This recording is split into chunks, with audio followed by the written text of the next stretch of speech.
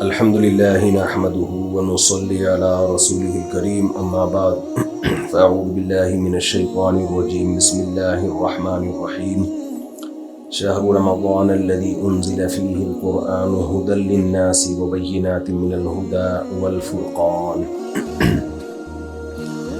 قرآن مجید کی ایک آیت تلاوت کی ہے۔ اللہ تعالیٰ سے دعا ہے اللہ تعالیٰ سے اس طرح سے بات کہنے کی، سننے کی، سمجھنے کی اور پھر عمل کی اللہ ہم سب کو توفیق عطا فرمائے۔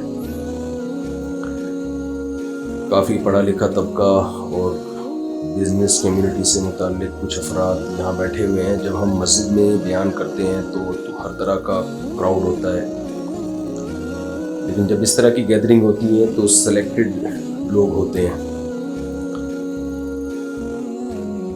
تو آپ کے سامنے میں کیا بات کروں، آپ کو سب پتہ ہے۔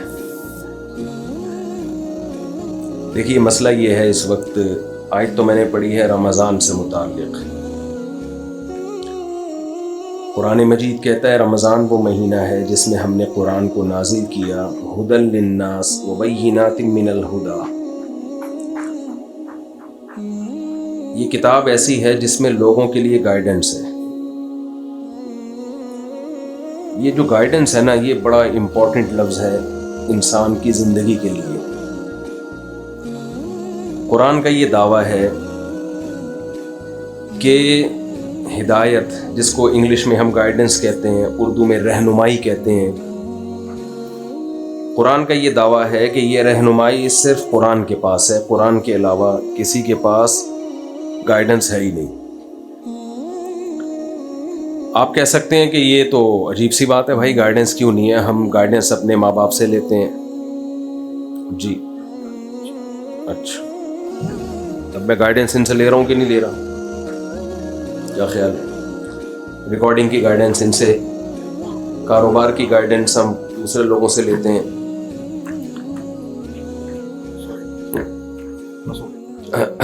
اور آپ کی طبیعت خراب ہو جائے تو ڈاکٹر سے آپ ہدایت لیتے ہیں، رہنمائی لیتے ہیں۔ تو ہم تو زندگی کے بہت سارے شعبوں میں مختلف قسم کے لوگوں سے گائیڈنس لیتے رہتے ہیں۔ قرآن کہہ رہا ہے کہ گائیڈنس صرف کس کے پاس ہے؟ قرآن کے پاس۔ عجیب سی بات نہیں، سمجھ میں آنے والی بات تو بظاہر نہ ہوئی۔ بظاہر میں نے سوچ سمجھ کے لگایا ہے، اس لیے کہ اگر بظاہر کے بغیر کہہ دیتا کہ سمجھ میں آنے والی بات نہ ہوئی تو کلپ چل جاتا اور گستاخی اور توہین قرآن کا کیس چل کے پھانسی ہو جاتی۔ سمجھ رہے ہیں کہ نہیں سمجھ رہے کہ مفتی صاحب نے کہہ دیا کہ یہ تو غلط معلوم ہو رہا ہے۔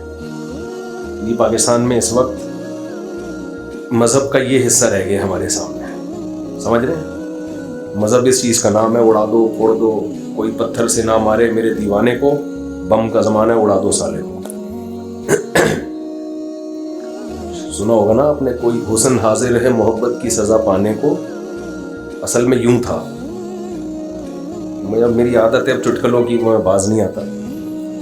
محبوبہ نے کہا تھا پرانے زمانے میں کہ بھئی میرے حسن کی وجہ سے یہ مجھ پہ عاشق ہوا ہے تو سزا مجھے ملنی چاہیے، اس بیچارے کو کیوں مار رہے ہو؟ بھئی یہ ای کو ختم کریں، جیسے نارمل آواز ہے نا وہی رکھیں۔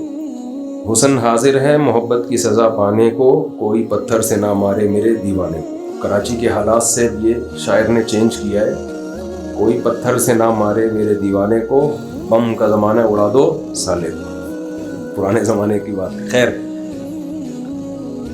تو بھائی ہم تو مختلف زندگی کے شعبوں میں ہدایت ہم لیتے رہتے ہیں، لیکن قرآن کہہ رہے کہ ہدایت اور گائیڈنس صرف کس کے پاس ہے؟ قرآن کے پاس۔ لیکن سوال پیدا ہوتا ہے، بظاہر قرآن میں تو کوئی گائیڈنس ہے ہی نہیں۔ آپ کا گلا خراب ہو، قرآن سے گائیڈنس ملے گی کیسے ٹھیک کرنا ہے؟ جواب، اگر آپ ابھی تو ٹھیک ہے نا، گلا خراب تو نہیں ہے، تو جواب دے دیں مجھے۔ بھائی سب کا گلا خراب ہے تو جواب نہ دیں، اگر گلا صحیح ہے تو جواب دے دیں۔ ہمیں قرآن سے پتہ چلتا ہے گلا کیسے ٹھیک ہوتا ہے؟ اگر قرآن سے پتہ چلتا ہوتا گلا کیسے ٹھیک ہوتا ہے تو میڈیکل کالجز میں قرآن پڑھایا جاتا۔ کیا خیال ہے؟ ENT اسپیشلسٹ بیٹھے ہوئے ہیں نا، کہاں گئے وہ کھڑے ہوئے، کہاں چلے گئے؟ تو آپ کے کڈنی میں کوئی مسئلہ ہے، کڈنی کو کیسے ٹھیک رکھنا ہے، ہم نے یہ گائیڈنس ہمیں ملتی ہے قرآن سے۔ نہیں ملتی. اگر ملتی تو گورا اپنی یونیورسٹیوں میں کیا پڑھاتا؟ قرآن پڑھاتا. پیسے آپ نے کیسے کمانے ہیں یہ گائیڈنس ہمیں ملتی ہے قرآن سے؟ نہیں مل رہی بھائی ہمیں. اس کے لیے آپ کو تاجروں کے پاس اپنے بچوں کو بٹھاتے ہو. کبھی بھی بزنس سیکھنے کے لیے بچوں کو قاریوں کے پاس نہیں بٹھایا جاتا, مولاناؤں کے پاس بھی نہیں بٹھایا جاتا. لوگ مجھ سے پوچھ رہے ہوتے ہیں مفتی صاحب بزنس کا طریقہ بتا دیں. میں کہتا ہوں بھائی میں کوئی طریقہ بتا دیتا تو میں خود نہیں کر لیتا. ہم تو خود دوسروں پہ اعتماد کرتے ہیں بزنس کے معاملے میں. ہاں یہ ضرور بتا دیتا ہوں کہ کروڑوں میں کوئی ایک آدھ ہوتا ہے جس پہ اعتماد کیا جا سکے. تو ہم تو دیکھتے ہیں کہ ہمیں قرآن سے نہیں پتہ چل رہا بھائی. پیٹ خراب ہو جائے تو یہ گائیڈنس ہمیں نہیں مل رہی, سر میں درد ہو تو یہ گائیڈنس ہمیں نہیں مل رہی, بائک چلانے کا طریقہ نہیں مل رہا, گاڑی خراب ہو جائے تو انجن ٹھیک کرنے. تو قرآن کہہ رہا ہے گائیڈنس کس کے پاس ہے؟ قرآن کے پاس ہے. تو عجیب سی بات لگ رہی ہے یہ. دیکھیں گائیڈنس دو طرح کی ہوتی ہے. ہدایت یا گائیڈنس جسے ہم کہتے ہیں, جو ہماری زندگی کے سب سے امپورٹنٹ سوالات ہیں نا, جو ہمیشہ سے انسان حل کرنے میں لگا ہوا ہے. اس سوال کا جواب قرآن کہتا ہے میرے سوا کسی کے پاس نہیں. میں سمجھا پا رہا ہوں اپنی بات؟ دیکھیں جب بھی ہم بلوغت کی دہلیز پہ قدم رکھتے ہیں, دماغ استعمال کرنا شروع کرتے ہیں, ایک سوال ہمیں بار بار کلک کرتا ہے لیکن ہم اس کو کچل دیتے ہیں, کہتے ہیں چھوڑو یار اس بحث میں نہیں پڑو. وہ سوال یہ کہ ہم کیوں ہیں, یہ سب کیوں سجایا گیا, یہ گلشن, یہ انسان کو کیوں بنایا گیا, یہ کائنات کو کیوں ڈیزائن کیا گیا, یہ کیوں زمین سورج کے گرد گھوم رہی ہے, پھر سورج کہیں اور زمین کو لے کے گھوم رہا ہے, پھر یہ درخت, یہ پودے, یہ تتلیاں, یہ شیر, یہ چیتے, یہ لومڑیاں, یہ ظلم, یہ عدل, یہ رحم, یہ سخت دلی, سب چیزیں دنیا میں مکس چل رہی ہیں کہ نہیں چل رہی ہیں. تو یہ سب ہے کیوں, اس کی ریزن کیا ہے؟ ہماری زندگی کا سب سے امپورٹنٹ سوال یہ ہے جسے ہم سائیڈ پہ رکھ کے اپنی زندگی گزارتے ہیں. سائیڈ پہ رکھنا اس لیے ضروری ہے کہ لائف کو انجوائے پوری طریقے سے انسان جب ہی کر سکتا ہے جب اس سوال میں پڑھنے کی ٹینشن نہ لے ہو.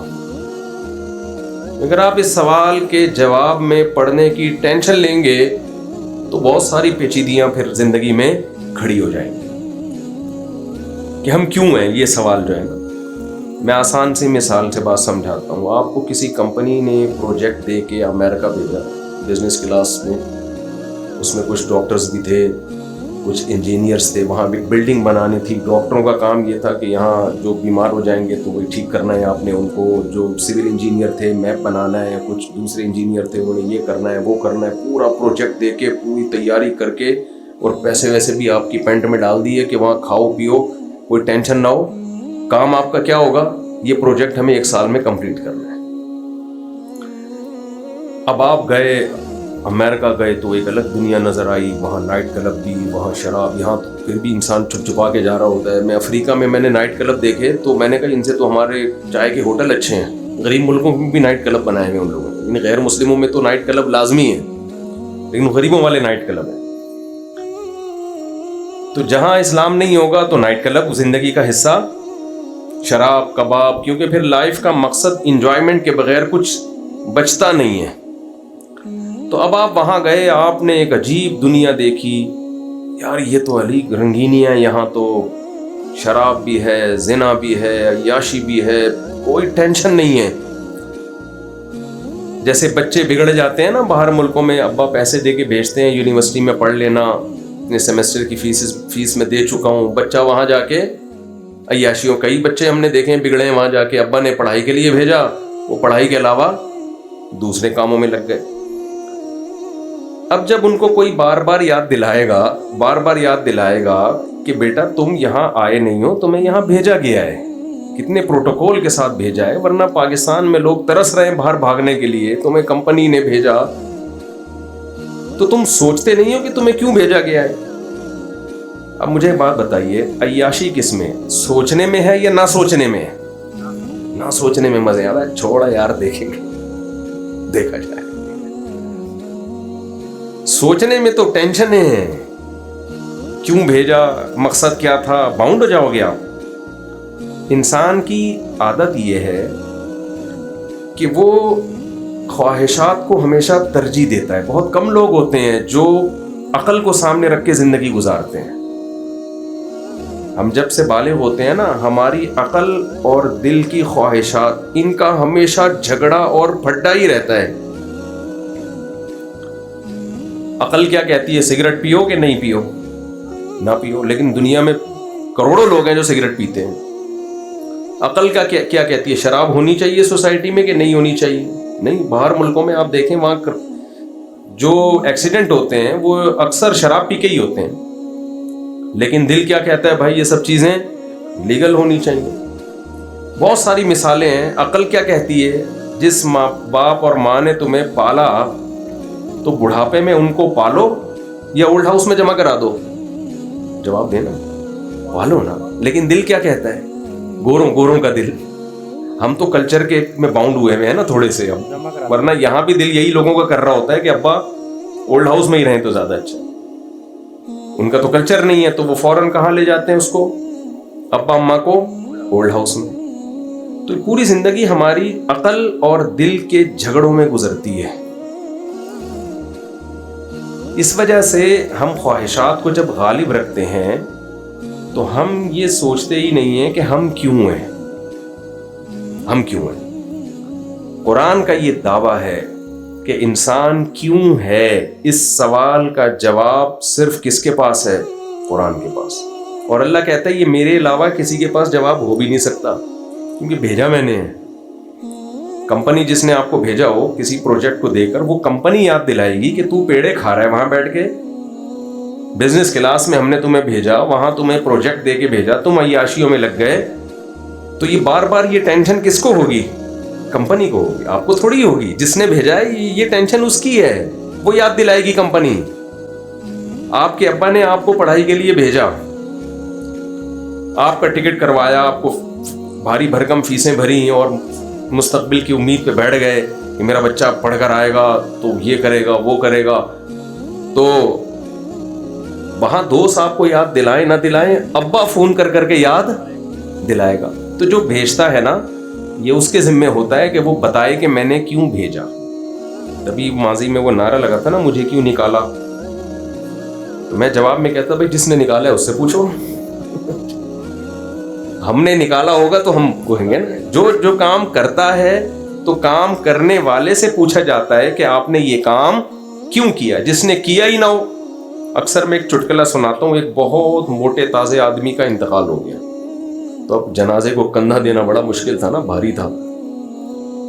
تو اب اس کے بچے بول رہے ہیں بھائی کندھا دو، تو وہ کہہ رہے ہیں ہم نے تھوڑی مارا ہے ہم کیوں کندھا دیں. تو جس نے کام کیا ہوتا ہے، کام کی ریزن اس سے پوچھی جاتی ہے. آپ نے بچوں کو لڑائی کرتے ہوئے دیکھا ہوگا، گھر میں کوئی چیز ٹوٹ جاتی ہے، ماں باپ ایک بچے کو بلاتے ہیں، بیٹا تم نے کیوں توڑا. وہ فوراً دوسرے پہ ڈالے گا میں نے نہیں توڑا، اس نے توڑا ہے. وجہ کیا ہے، کیوں کا جواب وہ کنورٹ کر دیتا ہے کہ پہلے یہ ثابت ہو جائے نا کہ میں نے نہیں توڑا، تو پھر مجھ سے یہ سوال بنے گا ہی نہیں کہ کیوں توڑا. تبھی وہ دوسرے پہ ڈال رہے ہوتے ہیں اس نے توڑا ہے، تاکہ یہ سوال کہ کیوں توڑا یہ مجھ سے نہ پوچھا جائے. یہ کس سے پوچھا جائے، اس سے پوچھا جائے. تو جو کام کرتا ہے اس سے پوچھا جاتا ہے آپ نے یہ کام کیوں کیا. ہمارے ساتھ ایک مسئلہ یہ ہے، گلشن اقبال میں آپ لوگ رہتے ہیں، پڑھا لکھا علاقہ ہے، ایک اچھے لیول کے لوگ سوسائٹی کے لوگ رہتے ہیں یہاں پہ. تو آپ لوگ کے ساتھ ایک بہت بڑا، سوری مجھے کہنا پڑ رہا ہے، ایک بہت بڑا مسئلہ پڑھے لکھے لوگوں کے ساتھ یہ ہے کہ جو ان پڑھ ہوتے ہیں نا، وہ تو کسی سوال کا جواب کسی سے پوچھتے ہی نہیں. پڑھے لکھے لوگ چونکہ انہوں نے کچھ دنیا پڑھی بھی ہوتی ہے، تو وہ سمجھتے ہیں کہ جو ہم نے پڑھا ہے نا انہی کتابوں میں ہمیں ہر سوال کا جواب ملے گا. یہ بہت بڑی مسٹیک ہوتی ہے. آج کل یونیورسٹیوں میں لوگ سائنس سے بہت متاثر ہیں، گورے اسکالرز ہیں، ان کو پڑھتے رہتے ہیں، تو وہ سمجھتے ہیں ہر سوال کا جواب ہمیں یہاں سے ملے گا. یہ بات ہی غلط ہے بھائی. آپ کو بہت سارے سوال کا جواب یونیورسٹیوں سے ملے گا. آپ کو فزکس میں یہ جواب مل جائے گا کہ آپ کتنے کلومیٹر فی گھنٹہ کی اسپیڈ سے بھاگیں گے تو کتنی دیر کے بعد آپ کہاں ہوں گے. یہ اس سوال کا جواب آپ کو ملے. کون سے کیمیکل کو کون سے کیمیکل سے ملائیں گے تو کیا بنے گا, اس کا جواب آپ کو سائنسدان دیں گے, کیمسٹری کے جو سائنٹسٹ ہیں وہ آپ کو دیں گے. آپ کے پیٹ میں درد ہو تو کس قسم کا درد ہو تو کون سی دوا کھانے سے آپ کا وہ درد ٹھیک ہوگا, اس سوال کا جواب آپ کو سائنٹسٹ دیں گے, جو میڈیکل سائنس سے متعلق ہیں وہ جواب دیں گے.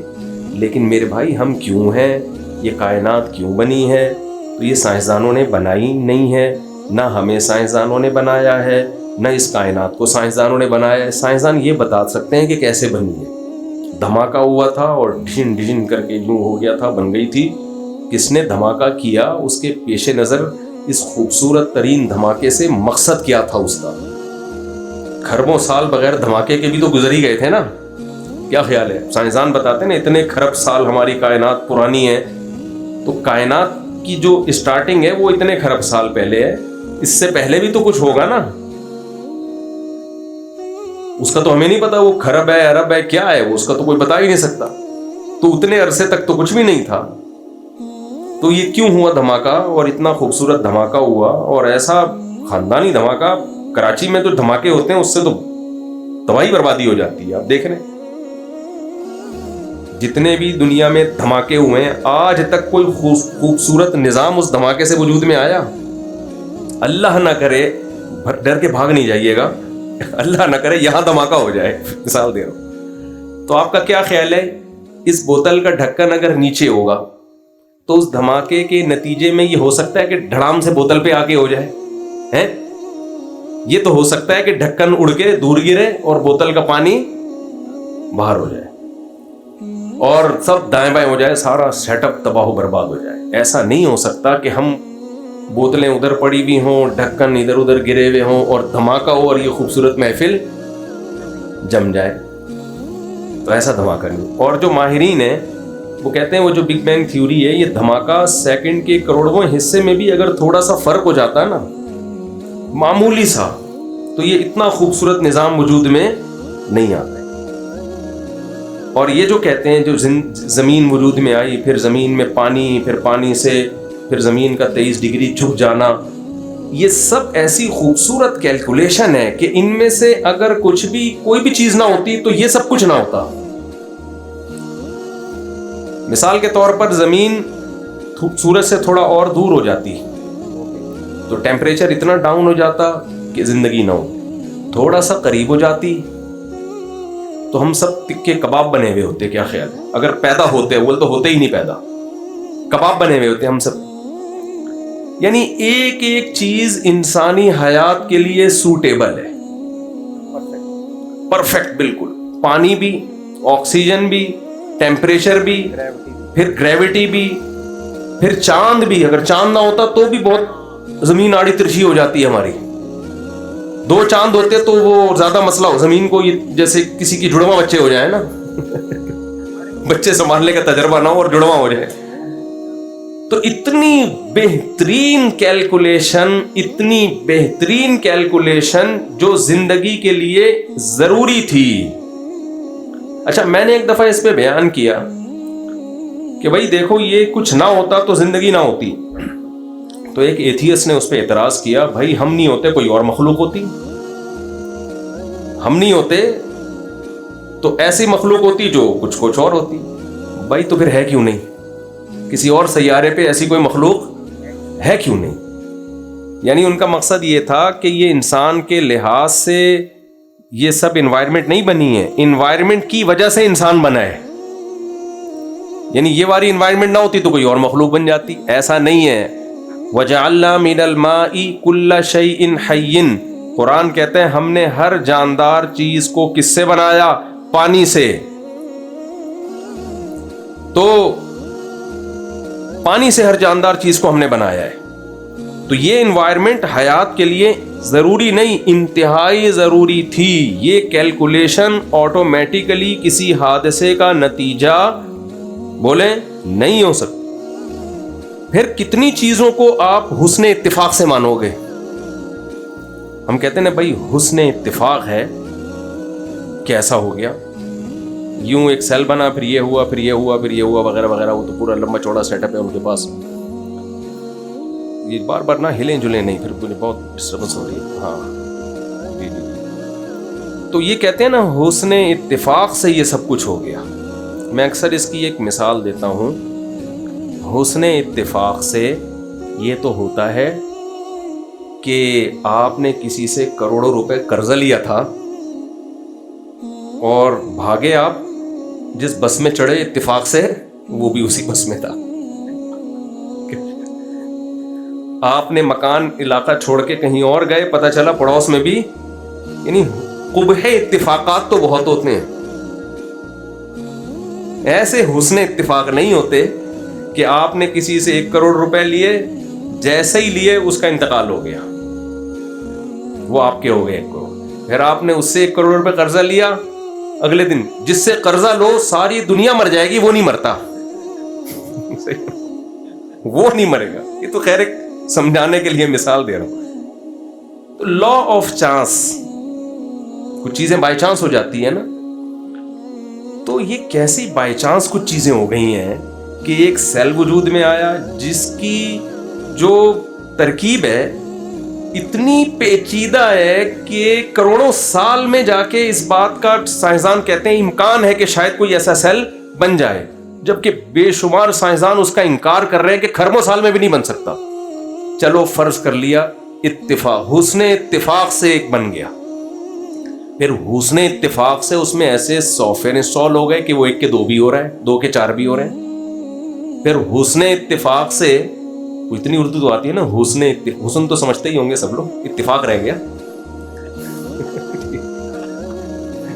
تو کہ وہ پانی میں ایک مخلوق وجود میں آ گئی, پھر وہ مخلوق باہر جھانکتی تھی, ایک دن اس نے نکل کے باہر آنا سیکھا تو باہر کے انوائرمنٹ سے متاثر ہوئی, تو باہر کے انوائرمنٹ سے متاثر ہو کر پھر وہ باہر ہی انجوائے کرنے لگی. اس کے سارا باڈی کروڑوں سال میں باہر کے حساب سے ہو گئی. پھر او بھائی بس کر دو, نہیں ہو سکتا ایسا. کیسی یہ کیلکولیشن ہے. پھر نر مادہ کیسے بن گئے, مرد اور عورت کیسے بن گئے, اور نر اور مادہ کا ملاپ اولاد پیدا کرنے کے لیے نہیں ہوتا. فطرت نے ان کے دل میں مرد اور عورت میں یا نر اور مادہ میں اٹریکشن کسی اور, ان کا کوئی اور مقصد ہوتا ہے. اس سے ریزلٹ فطرت لے رہی ہوتی ہے گروتھ کا, نسل بڑھانے کا, جو بالکل دونوں ایک دوسرے سے کیا ہیں, ڈفرینٹ ہیں. یعنی کوئی جنگل میں پیدا ہو نا اور اس کو بتایا جائے کہ تمہاری جو فیمیل کی طرف رغبت پیدا ہو رہی ہے اس کا ریزلٹ یہ ہوگا کہ نسل بڑھے گی, وہ کبھی بھی نہیں مانے گا اس کو. وہ کہے گا اس کا نسل سے کیا تعلق ہے. لیکن فطرت کیا کرتی ہے, نیچر کیا کرتی ہے, جانوروں میں بھی اس نے یہ جذبہ رکھا کہ اس کا ریزلٹ بالکل ایک ڈیفرنٹ ہے اور ان کا مقصد بالکل ایک الگ مقصد ہوتا ہے. اپنی خواہش بھوک مٹانا ہوتا ہے. اس بھوک کے ذریعے کام کیا ہو رہا ہے, بالکل ایک الگ نسل کی حفاظت کی جا رہی ہے. تو آپ کتنی چیزوں کو اتفاق سے مانو گے بھائی.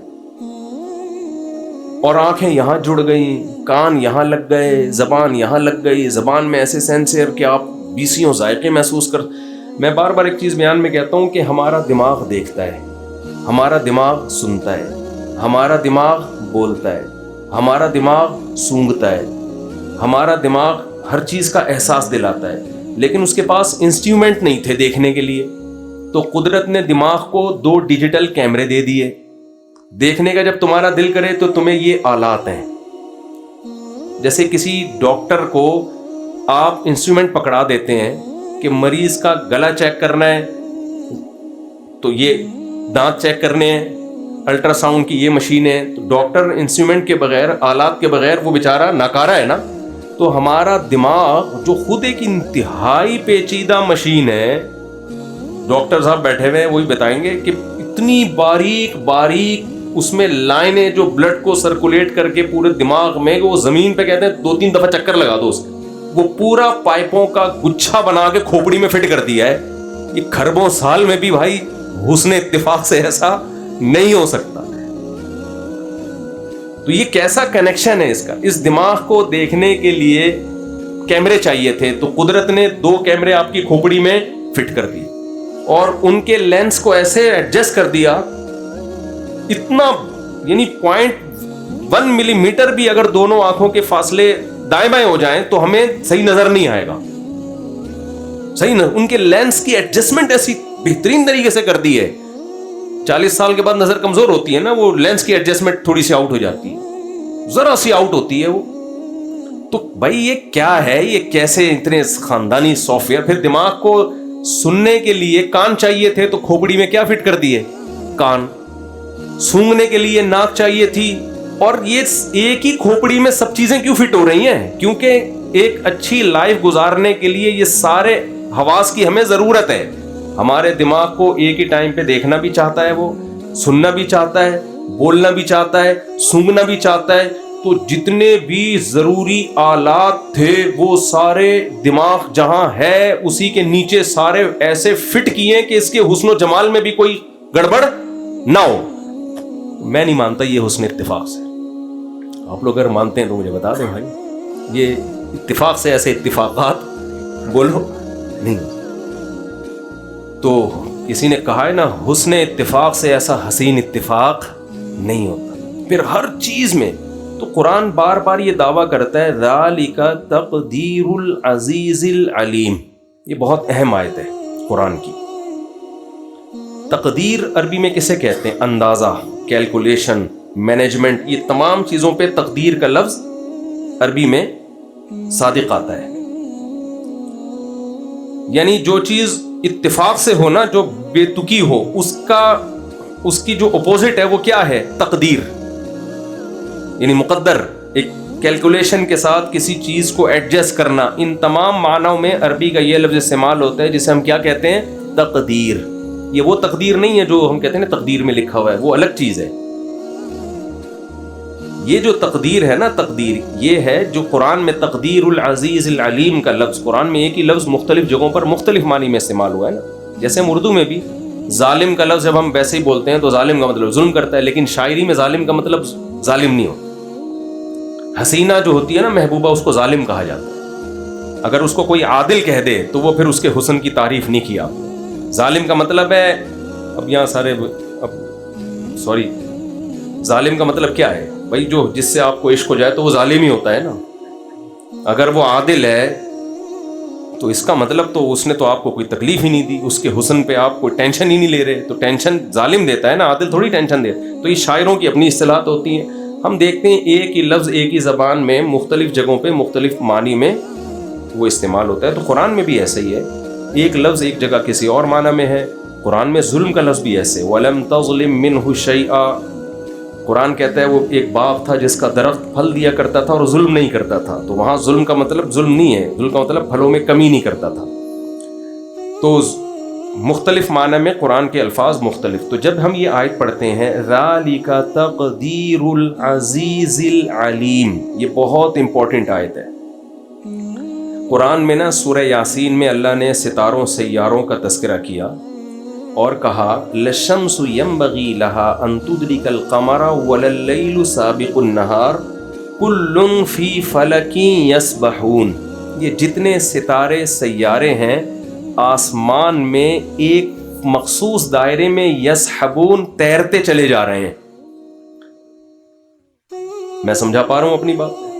یہ جو نظام ہے نا پورا, یہ تیر رہے ہیں. حالانکہ پانی تھوڑی ہے جو تیر رہے ہوں گے. تیرنے کا لفظ اسموتھلی, بالکل, یعنی ایسا نہیں ہے کوئی اسپیڈ بریکر آ رہا ہو یا کوئی تھوڑا سا یوں ہل گئے ہوں, آگے ہوائیں تیز آئی ہوں تو یوں ہو گئے ہوں. بالکل جیسے کوئی سوئمر بہترین تیرتا ہوا جا رہا ہوتا ہے, بالکل ایسے ہی یہ سب کے سب ایک مخصوص دائرے میں تیر رہے ہیں.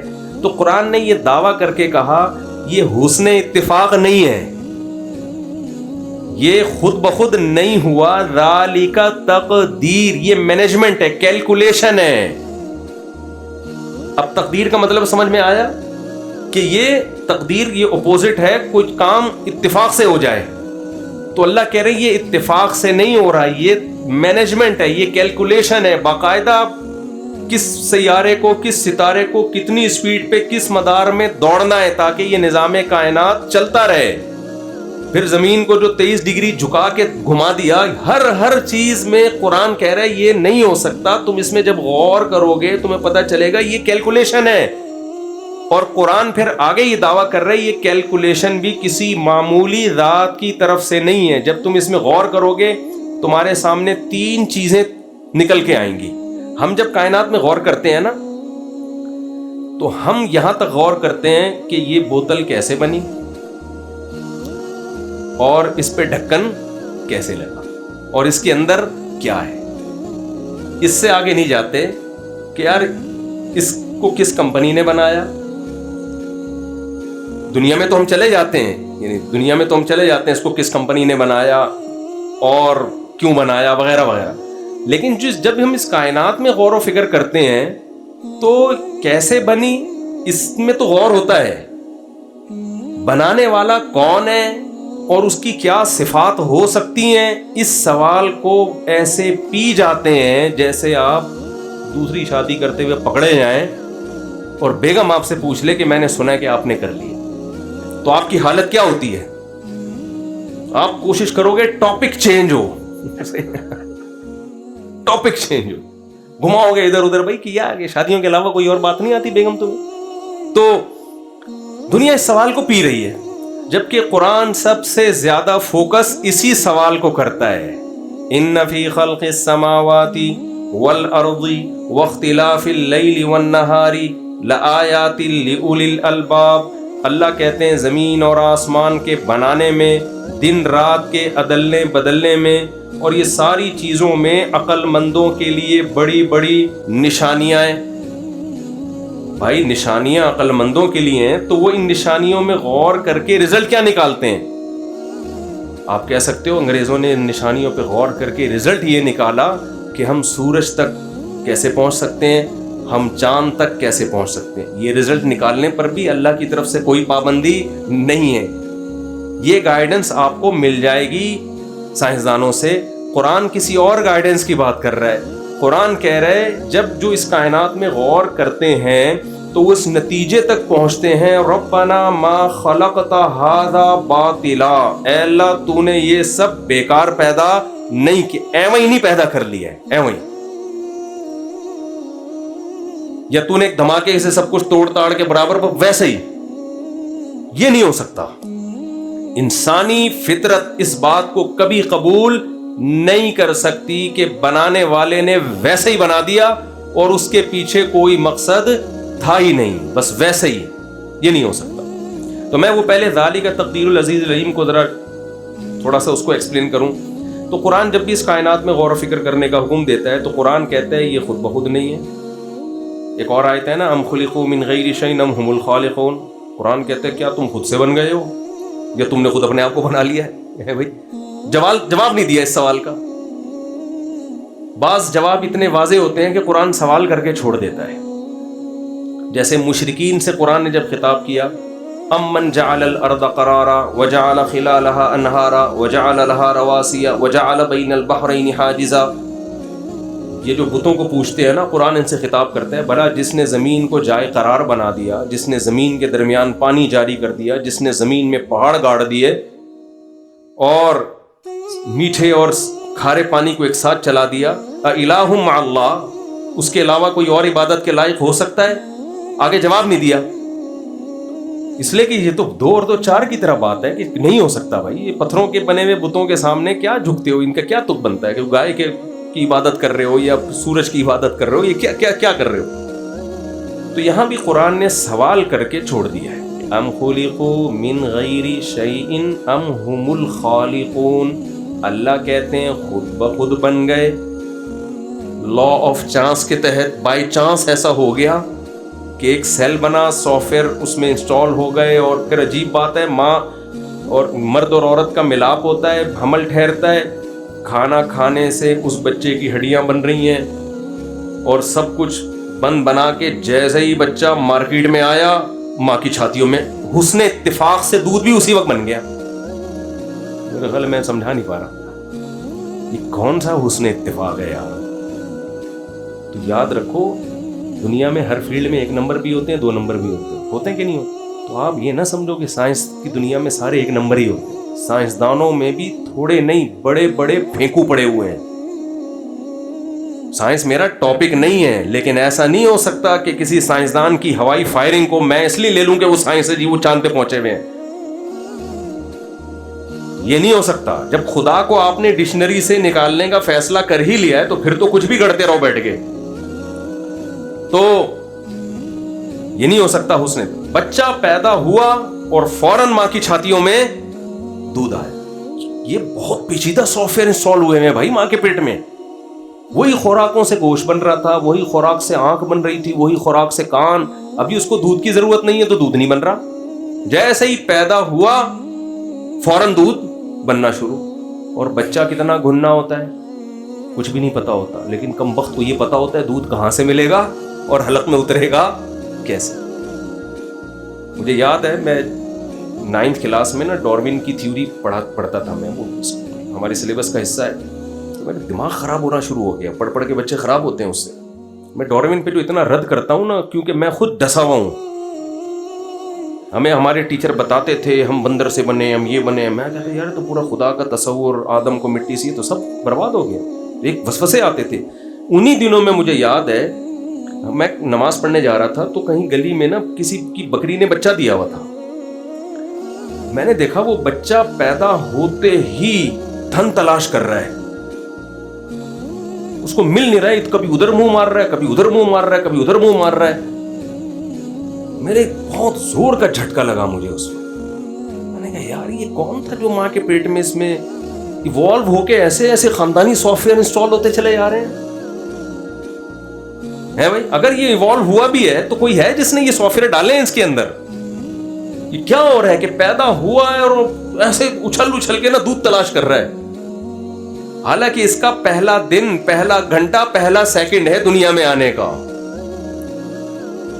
ہارڈ ویئر بنانا آسان ہوتا ہے بھائی، سافٹ ویئر بنانا بہت مشکل. یہ صرف ہارڈ ویئر پر مشتمل نہیں ہے. انسان اور جانور، ان کے اندر سافٹ ویئر بھی انسٹال ہوئے ہوئے ہیں. ہارڈ ویئر خود سے نہیں بن سکتا. کھربوں سال میں ایک بے جان تصویر وجود میں نہیں آ سکتی. دیکھنے والی تصویر جو دیکھتی ہو، جو سنتی ہو، جو بولتی ہو، وہ کہاں سے ہو سکتی ہے؟ تبھی قرآن اپنی قدرت کے جو دلائل دیتے ہیں نا، اس میں جوڑوں کا تذکرہ، پیئرنگ کا تذکرہ بہت کرتا ہے قرآن. سورہ یاسین میں آپ دیکھیں سبحان الذی خلق الازواج کلھا، پاک ہے وہ ذات جس نے ہر چیز کو جوڑے جوڑے بنایا ہے. اگر یہ کائنات حسن اتفاق سے وجود میں آتی تو اس میں جوڑے نہ ہوتے. نر مادہ پلس مائنس 4 جو ہمیں ہر چیز میں نظر آتا ہے، اور پھولوں میں نر مادہ پھولوں کا ملاپ، ہر چیز، پوری کائنات کی جو کیلکولیشن ہے وہ پازیٹیو اور نیگیٹو پہ ہے. تو اللہ کہتے ہیں یہ نہیں، یہ کیسے ہو سکتا ہے کہ یہ سب آٹومیٹیکلی ہو رہا ہو. تو خیر قرآن نے یہ دعویٰ کیا ذالک تقدیر، یہ کیلکولیشن ہے، حسن اتفاق بولو نہیں. نمبر 2، قرآن کہتے ہیں جس نے کیلکولیشن کی ہے وہ بھی معمولی ذات نہیں ہے. اس میں 2 صفات جو اس کائنات کو دیکھ کے تمہیں پتہ چل جائیں گی. اللہ کے تو 99 نام ہے نا، وہ تو اللہ کے بتانے سے پتہ چلتے ہیں یا بہت ڈیپ میں جا کے غور کرنے سے. 2 چیزیں اس کائنات کو دیکھتے ہی پتہ چل جاتی ہیں کہ جس نے بنایا ہے العزیز، بہت پاورفل ہے، وہ کمزور نہیں ہے. نمبر 2 العلیم، اس کا علم، نالج بہت ہے اس کے پاس. کیونکہ اتنی زبردست کیلکولیشن کے لیے نالج کا ہونا بھی ضروری. بہت سے لوگوں کے پاس نالج ہوتی ہے، طاقت نہیں ہوتی کام کرنے کی. آپ کے پاس نالج ہے کہ 4 ہو جانی چاہیے، کرتا کون ہے؟ نالج لے کے گھوم رہے اور اسی نالج کے ساتھ قبر میں چلے جائیں گے. اس سے بوڑھے بوڑھے لوگ ملتے ہیں، کاش مفتی صاحب آپ جوانی میں مل جاتے. میں کہتا ہوں بہت سے جو جوانی میں ملے ہوئے ہیں انہوں نے کون سا تیر مار لیا. خواتین بھی بیان سن رہی ہیں، اس کو مزاح ہی سمجھیں. سیریسلی جب ہم اکیلے ہوں گے پھر اس پہ بات کریں گے. ابھی آپ اس کو مزاح سمجھیں. صرف نالج کا ہونا ضروری نہیں ہے، اور صرف طاقت اور قوت کا ہونا بھی ضروری نہیں. بڑے بڑے طاقتور ہیں، نالج ہی نہیں ہے تو کیا کریں گے؟ علم اور قدرت، یہ 2 چیزیں ملتی ہیں تو کام ہوتا ہے. تو اللہ کہتے ہیں سورہ یاسین میں ذالک تقدیر العزیز العلیم. اور ایک اور جگہ قرآن نے اس مضمون کو بیان کیا اللہ الذی خلق سبع سماوات ومن الارض مثلہن، زمین اور آسمان جو اللہ نے بنائے، لتعلموا، تاکہ تمہیں پتہ چل جائے، ان اللہ علی کل شیء قدیر، وہ ہر چیز پر قدرت رکھتا ہے، وان اللہ قد احاط بکل شیء علما، اس کا علم بھی کامل ہے۔ کمزور علم اور کمزور طاقت کے ساتھ یہ کام ہو نہیں سکتا۔ میں سمجھا پا رہا ہوں اپنی بات؟ تو اب میں آپ سے یہ عرض کر رہا ہوں کہ جس نے اس کائنات کو بنایا ہے وہ ہمیں یہ نہیں بتائے گا کہ کھاتے کیسے ہیں، وہ تو اس نے سافٹ ویئر انسٹال کر دی، کھاتے کیسے ہیں یہ تم پیدا ہوتے ہی پتہ چل جاتا ہے، دودھ کہاں سے ملے گا، حلق میں کیسے اترے گا۔ ڈاکٹر صاحب بیٹھے ہوئے ہیں بہت معذرت کے ساتھ، تبھی میں لوگوں سے کہتا ہوں کہ ہر چیز میں ڈاکٹروں کو نہ گھسنے دو، کچھ چیزیں فطرت نے ہمیں ویسے ہی بتا دی۔ آج کل ایک بڑا چرچا چل رہا ہے 24 گلاس پانی پینے چاہیے، اس لوگوں کو بھائی میں کہتا ہوں یہ پانی کتنا پینا ہے یہ ضروری چیزیں فطرت نے ڈاکٹروں پہ نہیں رکھی ہیں، تو آدم علیہ السلام کے زمانے سے پینا پڑ رہا ہے نا، یہ چیزیں فطرت ہمیں خود سکھا دیتی ہے۔ بلا وجہ کیوں پانی کے گلاس چڑھا کے بیڑا غرق کر رہے ہو اپنا؟ سوری کوئی ڈاکٹر صاحب اختلاف کرے مجھ سے، ہاں کوئی بیماری ہو تو ایک الگ بات ہے، نارمل آدمی بھائی جب پانی کی ضرورت ہوگی فطرت خود بتائے گی۔ اسی میں ایک اور چیز ایڈ کر رہا ہوں میں، موضوع نہیں ہے میرا، شادی کب کرنی ہے یہ بھی ڈاکٹر سے نہیں پوچھو آپ، یہ بھی بہت بڑا مسئلہ۔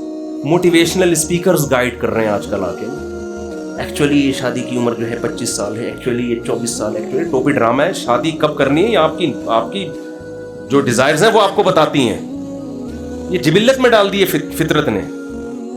جس عمر میں جانوروں کی شادی ہوتی ہے نا اسی میں انسانوں کی بھی شادی ہونی چاہیے، جانور بالغ ہوتے ہی اس کی شادی ہو جاتی ہے، تو یہ بھی انسان کے لیے بھی یہی ہے۔ یہ بیکار باتیں اتنے سال میں اور اتنے سال میں، اور یہ ہم چونکہ انگریزوں کو فالو کرتے ہیں، ان کے پاس گائیڈنس نہیں ہے تو وہ فطرت سے ہٹ گئے، تو ہم ان کو دیکھ کے ہم بھی نیچر سے بغاوت کر رہے ہیں، اور ہم سمجھ رہے ہیں وہ فطرت سے بغاوت کر کے چاند پہ پہنچے ہیں۔ بھائی وہ چاند پہ سائنسی تحقیق کر کے پہنچے ہیں، اس کا ان کی جلدی شادی یا دیر سے شادی سے کوئی تعلق نہیں ہے۔ مثال کے طور پر تو چرس بھی پیتے ہیں، برازیل میں تو آپ کو پتہ ہے چرس لیگل ہے، بہت سے ملکوں میں چرس لیگل ہے، ہیروئن تو کرنی مجھے پتا، بہت سارے نشے لیگل ہیں اور وہ ترقی یافتہ بھی ہیں۔ تو اب ہم یہ کہیں کہ چونکہ وہ لیگل ہے ان کے ہاں تو اس لیے ہم بھی یہ پئیں گے تو ہم چاند پہ پہنچیں گے، اس کا نتیجہ نکلے گا کہ ہم جہاں پہنچ رہے ہیں وہاں بھی نہیں پہنچ پائیں گے۔ صحیح۔ تو ان کی جو ترقی ہے وہ جو پڑھائی لکھائی انہوں نے کی ہے وہ آپ کرو گے تو آپ بھی وہاں پہنچ جاؤ گے۔ یہ اخلاقی برائیاں سوسائٹی میں آنے سے تھوڑی ترقی ہوگی۔ اس کی ایک مثال ایسے ہے، آپ نے ٹرین کو ہاتھ رکھا وہ چل پڑی، بعض دفعہ ایسے ہوتا ہے ٹرین کھڑی ہوئی آپ نے ہاتھ رکھا چل پڑی، دوبارہ ہاتھ رکھا رک گئی، آپ کہہ رہے ہو یار یہ ہاتھ میں اتنی طاقت ہے کہ یوں رکھوں گا تو چلے گی، یوں رکھوں گا تو رکے گی۔ نہیں بھائی وہ حسن اتفاق ہے کہ چلنا تھا اس نے، آپ کا اتفاق سے ہاتھ بھی آپ کے اسی وقت آ گیا۔ وہ ٹرین چلانے کے لیے یہ نہیں ہوگا کہ یوں رکھا تو چل گئی، یوں رکھا تو رک گئی، اس کے لیے وہاں انجن کو سنبھالنا پڑے گا۔ تو اتفاق کی بات ہے کہ ان قوموں نے ترقی کر لی جن میں زنا ہے، ماں باپ کو اولڈ ہاؤس میں جمع کرانا ہے، باپ سوسائٹی سے شارٹ ہوتے جا رہے ہیں، فیملی سسٹم تباہ ہو گیا، شراب زنا سب کچھ لیگل ہو گیا وہاں پہ۔ تو اب ہم نے کہا کہ چونکہ یہ سب چیزیں وہاں لیگل ہیں اس لیے انہوں نے ترقی کی ہے، ترقی ان چیزوں سے اس کا کوئی تعلق نہیں، یہ چیزیں نہ ہوتی تو اس سے زیادہ ترقی کر لیتے۔ اور ہمارے ہاں اگر یہ چیزیں آ گئیں تو تھوڑی سی ترقی ہے وہ اس سے بھی ہاتھ دھونے پڑیں گے ہمیں، بیڑا ہی غرق ہو جائے گا۔ میں ایک مثال دے کے پھر ٹاپک کی طرف آتا ہوں۔ لوگ کہتے ہیں وہاں معذوروں کو کیسے وہاں کی گورنمنٹ کیسے کیئر کرتی ہے معذوروں کی، ہماری گورنمنٹ تو نہیں کرتی۔ ہماری گورنمنٹ نہیں کرتی یہ بات درست ہے بالکل، اور ان کی گورنمنٹ کرتی ہے، لیکن ان کی گورنمنٹ کرنا چھوڑ دینا تو معذور لوگ وہاں روڈوں پہ ترستے پھریں گے، کیونکہ وہ لوگ اپنے بھائی بہنوں کی کیئر نہیں کرتے۔ تو گورنمنٹ کی جو خوبی ہے وہ آپ ان قوم میں کیوں ڈال رہے ہو؟ ہماری اتنی کرپٹ گورنمنٹ ہو کے بھی معذوروں کا اتنا برا حشر نہیں ہوتا۔ لوگ زکوٰۃ سے، صدقات و خیرات سے، جنت کی امید میں، لالچ میں معذور بچوں کو بھی پالتے ہیں، معذور بہن بھائیوں، بیوہ عورتوں کا، اپنی بیوہ بہنوں کا ساری زندگی گھر چلا رہے ہوتے ہیں۔ گورے میں تھوڑی اتنا ظرف ہے وہ کسی کا گھر چلائے، وہ جو اپنی بیوی کو چائے کی پیالی نہیں پلا سکتا وہ بیوہ بہن کو سنبھالے گا۔ آج مجھے کسی نے بتایا خواتین بائکیاں چلا رہی ہیں نا، کتنی ماڈرن ہو گئی ہیں خواتین، بائکیاں چلا رہی ہیں، سواریاں لے کے جا رہی ہیں، تو ان خواتین کے خلاف بات کریں آپ۔ میں نے کہا میں ان خواتین کے خلاف اس لیے بات نہیں کروں گا جس عورت کو عزت کے ساتھ گھر میں مرد روزی روٹی دینے کے لیے تیار نہ ہو تو وہ کیا چلائے گی بھائی؟ کیا چلائے گی؟ تو یہ پڑھے لکھے لوگوں میں ایسا ہو رہا ہے کہ انڈیویجول لائف ہر آدمی کی کوئی ذمہ داری اٹھانی نہیں ہے. میرا انگریز کا یہی ویژن ہے، میری دولت میں. تو وہاں بھی خواتین بائکیاں بھی چلاتی ہیں، وہاں بھی خواتین جو سارے کام مرد کر رہے ہیں ان کو کرنے پڑتے ہیں. اسلام نے اس کا آلٹرنیٹ دیا ہے، بھائی عورت کو عزت کے ساتھ کون کھلائے گا؟ گھر میں شوہر کھلائے گا، شوہر نہیں کھلا رہا اس کا بھائی کھلائے گا، اس کا باپ کھلائے گا. تو خیر کہاں سے کام چلے گئے. تو میں یہ عرض کر رہا تھا بھائی جس نے بنایا ہے وہ پرپز بتائے گا نا کہ کیوں بنایا. تو یہ والی گائیڈنس جو بڑی خاندانی قسم کی گائیڈنس ہے، جو ہماری لائف کے لیے سب سے زیادہ بولو ضروری ہے، یہ قرآن کہتے ہیں میرے سوا کسی کے پاس نہیں. اور ظاہر ہے قرآن اگر اللہ کا کلام ہے تو اللہ کے سوا کوئی یہ بتا بھی نہیں سکتا. تو اس گائیڈنس میں ہمیں 2-3 چیزوں کی ضرورت ہے. نمبر 1 ہم کیوں بنے ہیں، کوئی بنانے والا ہے یا نہیں ہے. اور نمبر 3 جس مقصد کے لیے بنے ہیں اس مقصد پہ ہم آئیں گے کیسے. موٹیویشن بھی چاہیے نا انسان کو. یہ ساری گائیڈنس ہمیں کہاں سے ملتی ہے؟ قرآن سے. خوب اچھی طرح سمجھ لیں سائنس قرآن کا ٹاپک نہیں ہے اور اس میں کوئی ہمیں شرمندگی کی بات نہیں ہے. یہ ٹاپک نہیں ہے قرآن کا نا. تو کچھ سائنسی باتیں ہیں ضرور قرآن میں جو 1400 سال پہلے بیان کی تھیں، آج وہ درست ثابت ہو رہی ہیں، لیکن یہ قرآن کا ٹاپک ہے نہیں. سائنسی باتوں کا درست ہونا ایک معجزہ ہے قرآن کا، لیکن ٹاپک قرآن کا سائنس نہیں ہے. سائنس یہ میں اس لیے کہہ رہا ہوں کہ آج سائنس کی چیزیں بھی لوگ علماء سے پوچھنا شروع کر دیا ہے اور ہر فیلڈ میں مذہبی لوگوں نے ٹانگ اڑانا شروع کر دیا. او بھائی تمہارا جو ٹاپک ہے جب قرآن نہیں بتا رہا تو تم کہاں سے بتا رہے ہو؟ آج کل پتہ ہے مذہبی اسکالر کون سے زیادہ پنپتے ہیں؟ آج کل وہ پنپتے ہیں جو آپ کو جن چڑیل بھوت بھگا رہے ہو آپ کے بیٹھ کے. حالانکہ جن چڑیل بھوت بھگانا قرآن کا ٹاپک بولو نہیں. قرآن بس یہ بتاتا ہے جنات کا وجود ہے، اس سے زیادہ ڈیٹیل قرآن نے بتائی نہیں ہے. ہاں لیکن یہ پتہ نہیں کہاں سے نکال کے لا رہے ہوتے ہیں. دوسرا آج کل ایسے اسکالرز آ رہے ہیں کہ آپ یہ پڑھیں گے تو آپ کا یہ کام ہو جائے گا، یہ پڑھیں گے تو آپ کا یہ کام ہو جائے گا. بچی کی شادی نہیں ہو رہی تو سورہ مزمل آپ پڑھیں گے تو آپ کی بچی کی شادی ہو جائے گی. آپ کا کوئی قرضہ لے کے بھاگ گیا واپس نہیں کر رہا تو یہ والی صورت 3 دفعہ پڑھیں گے تو قرضہ بولو. حالانکہ کسی کا باپ بھی دیا ہوا قرضہ. ہمارے حضرت مفتی رشید احمد صاحب رحمہ اللہ تعالیٰ فرماتے تھے اس زمانے میں کوئی کسی کو قرضہ دے تو بے وقوف، اور جو دے کے لے کے واپس دے دے وہ اس سے بڑا بے وقوف. اچھا میں نے ایک جگہ بیان میں یہ بات کہی کہ اس زمانے میں کوئی کسی کو قرضہ دے تو بے وقوف اور جو لے کے واپس کر دے وہ اس سے بھی بڑا بے وقوف. کسی نے کہا یہ کیا بات ہوئی، قرضہ دینا تو ثواب ہے اور اگر لے کے واپس کر دے تو بے وقوف کیسے ہو گیا؟ میں نے کہا تو ان دونوں سے بڑا بے وقوف کہ تو یہ بات سمجھ. میں نے کہا تو جو ہے نا، میں نے کہا یہ تیسری قسم کا بیوقوف میرے سامنے نہیں تھا، اب ایک اور آ گیا. اس بات کا مطلب نہیں سمجھ رہا، وہ ان دونوں سے بڑا بیوقوف ہے. تو خیر، تو یہ جو ہمیں گائیڈنس ملتی ہے نا، گائیڈنس یہ صرف قرآن کے پاس ہے، تورات کے پاس بھی ہے، انجیل کے، لیکن وہ تحریف شدہ کتاب ہے. اللہ نے اس دنیا کو کبھی بھی ہدایت کے بغیر رکھا نہیں ہے. تبھی قرآن کہتا ہے پہلا انسان ہی پیغمبر تھے تاکہ انسان پر حجت تمام ہو. کوئی یہ نہ کہہ سکے مجھے ہدایت نہیں ملی ہے. تو اللہ نے پہلا انسان ہی، اگر پہلا انسان پیغمبر نہ ہوتا تو وہ کہتا ہے میں کہاں سے ہدایت لیتا. تو پہلا انسان ہی اللہ نے کس کو بنایا؟ پیغمبر کو. اور پھر ان کی نسلوں میں پیغمبر در پیغمبر اللہ کہتے ہیں بے شمار. اور صرف اللہ ہی نہیں کہتے تو ہسٹری بھی کہتی ہے. آج دنیا میں یہودی، عیسائی اور مسلم ان تینوں کو ملایا جائے تو دنیا کی سب سے بڑی آبادی یہی ہے، باقی بہت تھوڑے رہ جاتے ہیں. تو آپ کا کیا خیال ہے یہ تینوں اتنی بڑی آبادی کے لوگ، ان سب کا ایمان ہے کہ آدم علیہ السلام بھی آئے، نوح علیہ السلام بھی آئے، ابراہیم علیہ السلام بھی آئے، یعقوب علیہ السلام بھی آئے، اسماعیل علیہ السلام بھی آئے، ادریس علیہ السلام بھی آئے، ہود علیہ السلام بھی آئے اور صالح علیہ السلام بھی آئے، شعیب علیہ السلام، یہ سارے اتنے لوگ جبکہ ان کی آپس میں دشمنیاں بھی ہیں، یہ ایک دوسرے کو مانتے بھی نہیں ہیں، پھر بھی یہ سب مانتے ہیں. پھر یہودی یہ بھی مانتے ہیں عیسیٰ علیہ السلام آئے، اگرچہ ان کو نبی نہیں مانتے لیکن یہ مانتے ہیں کہ عیسیٰ ابن مریم آئے. پھر یہ بھی مانتے ہیں محمد صلی اللہ علیہ وسلم آئے، اگرچہ ان کو نبی نہیں مانتے لیکن یہ مانتے ہیں کہ آئے. تو میرا خیال ہے کسی چیز کو ثابت کرنے کے لیے نا اس سے زیادہ ثبوت کی ضرورت نہیں ہوتی. ایک ایتھیسٹ نے کہا کہ عیسیٰ ابن مریم نام کا تو کوئی شخص گزرا ہی نہیں ہے, یہ تو یہودی, عیسائی اور مسلمانوں نے مل کے شخصیت کو فرض کر لیا ہے. میں نے ان سے بولا, میں نے کہا یہ کون سا سن چل رہا ہے, 2025.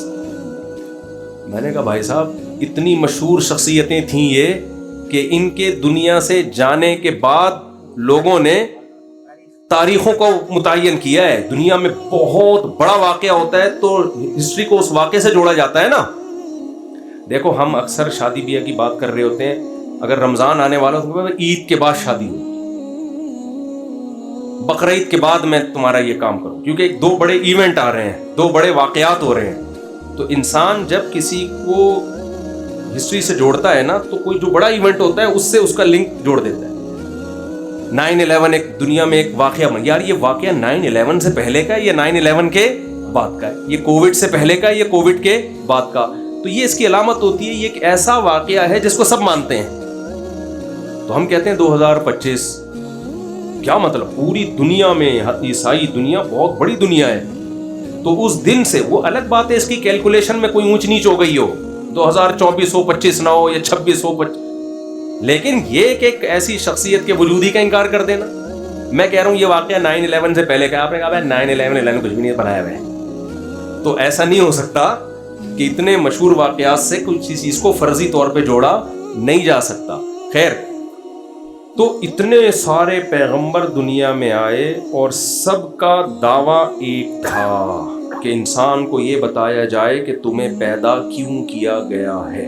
آپ کہنے والے کہہ سکتے ہو مفتی صاحب رمضان پہ ہم آپ کا بیان سننے کے لیے آئے تھے, آپ یہ کیا لے کے بیٹھ گئے, کہنے والے تھے. تو یہ رمضان ہی پہ بیان ہو رہا ہے, یہ میرا بیان کس پہ ہو رہا ہے, رمضان پہ. اس کے بغیر رمضان سمجھ میں آئے گا نہیں, ہمارا اپنا اسٹائل ہے بھائی بات کرنے کا. خیر, ایک حکیم صاحب جب بھی علاج کرتے تھے نا ہر ایک کو جلاب آور دوا دیتے تھے, وہ ان کا اپنا اسٹائل حکیموں کا ہوتا ہے نا. تو وہ ہمارے حضرت مفتی رشید صاحب بیمار ہوئے, ڈاکٹر ان کا گلا بند ہو گیا تھا, علاج سے فائدہ نہیں ہو رہا تھا.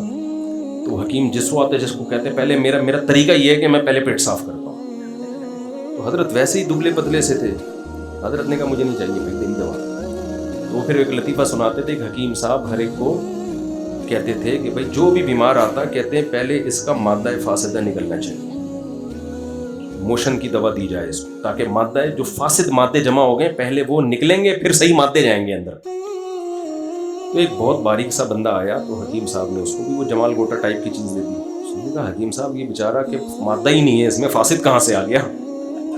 حکیم صاحب نے کہا نہیں, مادہ فاسدہ کا نکلنا بہت ضروری ہے, ہر ایک کا اپنا اسٹائل ہوتا ہے علاج. تو میں بھی نا پہلے آپ کے دماغ میں جو فاسد مادے گھسے ہوئے ہیں نا, سوری کہ ہم انگریز کو اپنا باپ بنا بیٹھے ہیں, ہم ویسٹرن کلچر کو ان قوموں کو کامیاب سمجھ بیٹھے ہیں, اس مادہ فاسدہ کا دماغ سے نکلنا بہت ضروری ہے. پھر بھائی رمضان بھی سمجھ میں آئے گا, شوال بھی سمجھ میں آئے گا. ایک صاحب حج کرنے گئے, وہ ایتھیسٹ سے مسلمان ہوئے تھے, وہ حج کے دوران ایمان بڑھنے کے بجائے گھٹنا شروع ہو گیا. کہنا یار یہ کیا ہے, یوں کنکریاں مار رہے ہو, یہ یوں گھوم رہے ہو, کیا ہے اس کی کیا لاجک نہیں ہے کوئی. تو وہ کہہ رہے ہیں یار میرا تو ایمان بڑھنے کے بجائے کیا ہو گیا ہے. تو میں نے کہا آپ کا مادہ فاسدہ نکالنا پہلے ضروری ہے. پھر میں ان کو حج کا فلسفہ سمجھایا تو وہ اللہ کا شکر ہے. اچھا ان کو ڈرا اتنا دیا تھا وہاں مولانا لوگوں نے, بعض مولانا نے, کہ وہ مدینے کے آداب بتائے نا کہ مدینے میں ادب یہ ہے کہ اس کو یوں نہیں, یہاں کسی چیز پہ اعتراض نہیں کرنا, دہی کو یہ نہیں کہنا کھٹا دہی ہے. وہ اتنا ڈرا دیا ان کو, اب ان کو روٹی پسند نہیں آ رہی تو روٹی کو یہ نہیں کہہ سکتے کہ یہ کچی ہے, نمک تیز ہو گیا تو یہ نہیں کہہ سکتے بھائی مدینہ کے کباب ہیں وہ, آپ کیسے کہہ سکتے ہو کہ نمک کم ہے. مدینہ کے پراٹھے کو یہ کہہ دیا کہ کچے پراٹھے ہیں. وہ مولانا صاحب جو انہوں نے اتنا ڈرا دیا نا ان کو, وہ بیچارہ ویسے ہی ایتھیسٹ سے اسلام کی طرف آیا تھا, ایتھیزم سے. اب وہ یہ اتنے آداب سن کے بہت ڈر گیا. اچھا میں دیکھ رہا تھا, میں نے کہا اس کی بیچارے کی نا کچھ آداب میں یہ ہم سے وہ ادب نہیں ہو پا رہا, کیونکہ جو کھانا کھلا رہے ہو بھائی ایک دفعہ غلط کھلا دیا, دوسری دفعہ غلط کھا دیا, غصہ نہیں آئے گا بھائی پیسے تم نے لیے ہیں اتنے تو کھانا تو صحیح کھلاؤ. اچھا جب اتنا آداب اتنے سکھا دیے نا کہ وہ ایک خاتون وہ لڑ پڑی, کہیں روٹی سعودیوں کی روٹی الگ ٹائپ کی ہوتی ہے نا, ہم الگ ٹائپ کی روٹی کے آتی ہیں. تو وہ خاتون نے ہنگامہ کر دیا, بولا ہم سے تم لوگوں نے اتنے پیسے لیے ہیں, روٹی تو کم صحیح کھلاؤ نا. وہ سارے آداب اس نے سائڈ پر, اس کے بعد سے ہمیں روٹی صحیح ملنا شروع ہو گئی. تو وہ بیچارہ بجائے ایمان بڑھنے کے اس کے اور نیچے آ چکا تھا. تو پھر اس نے کہا یہ کیا ہو رہا ہے, کنکریاں مار رہے ہیں, یہ کیا شیطان ہے یہاں پہ؟ میں نے کہا شیطان میطان نہیں ہے بھائی, یہاں نشانی ہے شیطان کی. تو مادہ فاسدہ کا نکلنا کیا ہے, بہت ضروری ہے. اس لیے وہ حکیم صاحب کا لطیفہ میں مکمل کر لوں نا. تو وہ بندے کو جلاب لگ گئے, لوگوں نے آ کے کہا حکیم صاحب اس کو تو موشن بندی نہیں ہو رہے. حکیم صاحب نے کہا مادہ فاسد نکل رہا ہے نا, کوئی اچھی چیز تو نہیں نکل رہی نا, گندا مادہ نکل رہا ہے, جتنا نکلے اتنا اچھا ہے. بھائی روک لے اس کو, کہہ رہے نہیں جتنا نکلے اتنا اچھا ہے. اصل میں حکیم سے روکا نہیں جا رہا تھا وہ. اب وہ کیا کر, بالآخر وہ مر گیا. لوگوں نے آ کے بتایا حکیم صاحب اس کا تو انتقال ہو گیا. حکیم صاحب نے کہا شکر کرو مادہ فاسدہ نکال کے گیا ہے. قبر میں لے جاتا گندی ہو جاتی قبر, صاف ستھرا ہو گئی. یہ تو خیر ایک لطیفہ ہے, لیکن میں آج کل اسی کو فوکس کرتا ہوں کہ پہلے جو ہمارے دماغوں میں فاسد مادے گھسے ہوئے ہیں نا, وہ کیا ہو جائیں, وہ صاف ہو جائیں, پھر سب کچھ سمجھ میں آئے گا. اگر میں آپ سے کہوں رمضان کے روزے رکھو تو آپ بولو گے مفتی صاحب آپ ہمارے کیا لگتے ہو یار. میں آپ سے بولوں رمضان میں یہ کرو وہ کرو, آپ کیا کرو؟ میں آپ کو ڈراؤں جہنم کی وہی نہیں سناؤ کہ بھئی یہ کرنے سے یہ آگ میں جاؤ گے, یہ کرنے سے جنت. شیطان آپ کے دل میں وسوسے ڈالے گا, یار یہ تو ہر قوم میں موٹیویشن کے طریقے ہوتے ہیں. ہر مذہب میں پنڈت لوگ بھی جب اپنے لوگوں کو بتاتے ہیں بتوں کے سامنے جھکو, تو وہ بھی تو کچھ ڈراتے تو ہوں گے نا کہ بھگوان کی عبادت نہیں کرو گے تو یہ ہو جائے گا, کرو گے تو یہ ہو جائے گا. مولوی صاحب بھی جب کسی کو نماز کے لیے بلاتے, وہ بھینس والا قصہ ہے نا, ایک مولوی صاحب دیہاتی سے کہتے تھے نماز نہیں پڑھتے تم, اس نے کہا پڑھوں گا بھینسوں کا نقصان ہوگا. مولوی صاحب نے کہا بھئی آ کے پڑھا کرو, بھینسیں دودھ زیادہ دیں گی. کسی بھی عمل پہ لانے کے لیے کوئی نہ کوئی ترغیب دی جاتی ہے. تو سیاسی ترغیبیں ہوتی ہیں تو لوگ سمجھتے ہیں کہ یار یہ اسلام نے بھی کچھ ایسی ترغیبیں لگا دی ہیں ساتھ میں تاکہ لوگ اسلام پہ عمل کریں. تو ہر مذہب میں ہوتی ہیں. تو وہ بھینسوں کا میں بہت دفعہ قصہ سنا چکا ہوں, جلدی کر دیتا ہوں. وہ دیہاتی فجر پڑھنے آیا تو دیکھا دودھ زیادہ ہونے کی وجہ ایک بھینس مر گئی. ظہر پڑھنے آیا تو دوسری بھینس مر گئی. اس نے امام صاحب سے کہا, امام صاحب نے کہا قدرت تمہارا امتحان لے رہی ہے کہ تمہارا ایمان کتنا مضبوط ہے, پابندی سے پڑھو. اثر پڑی, ایک اور بھینس مر گئی نا.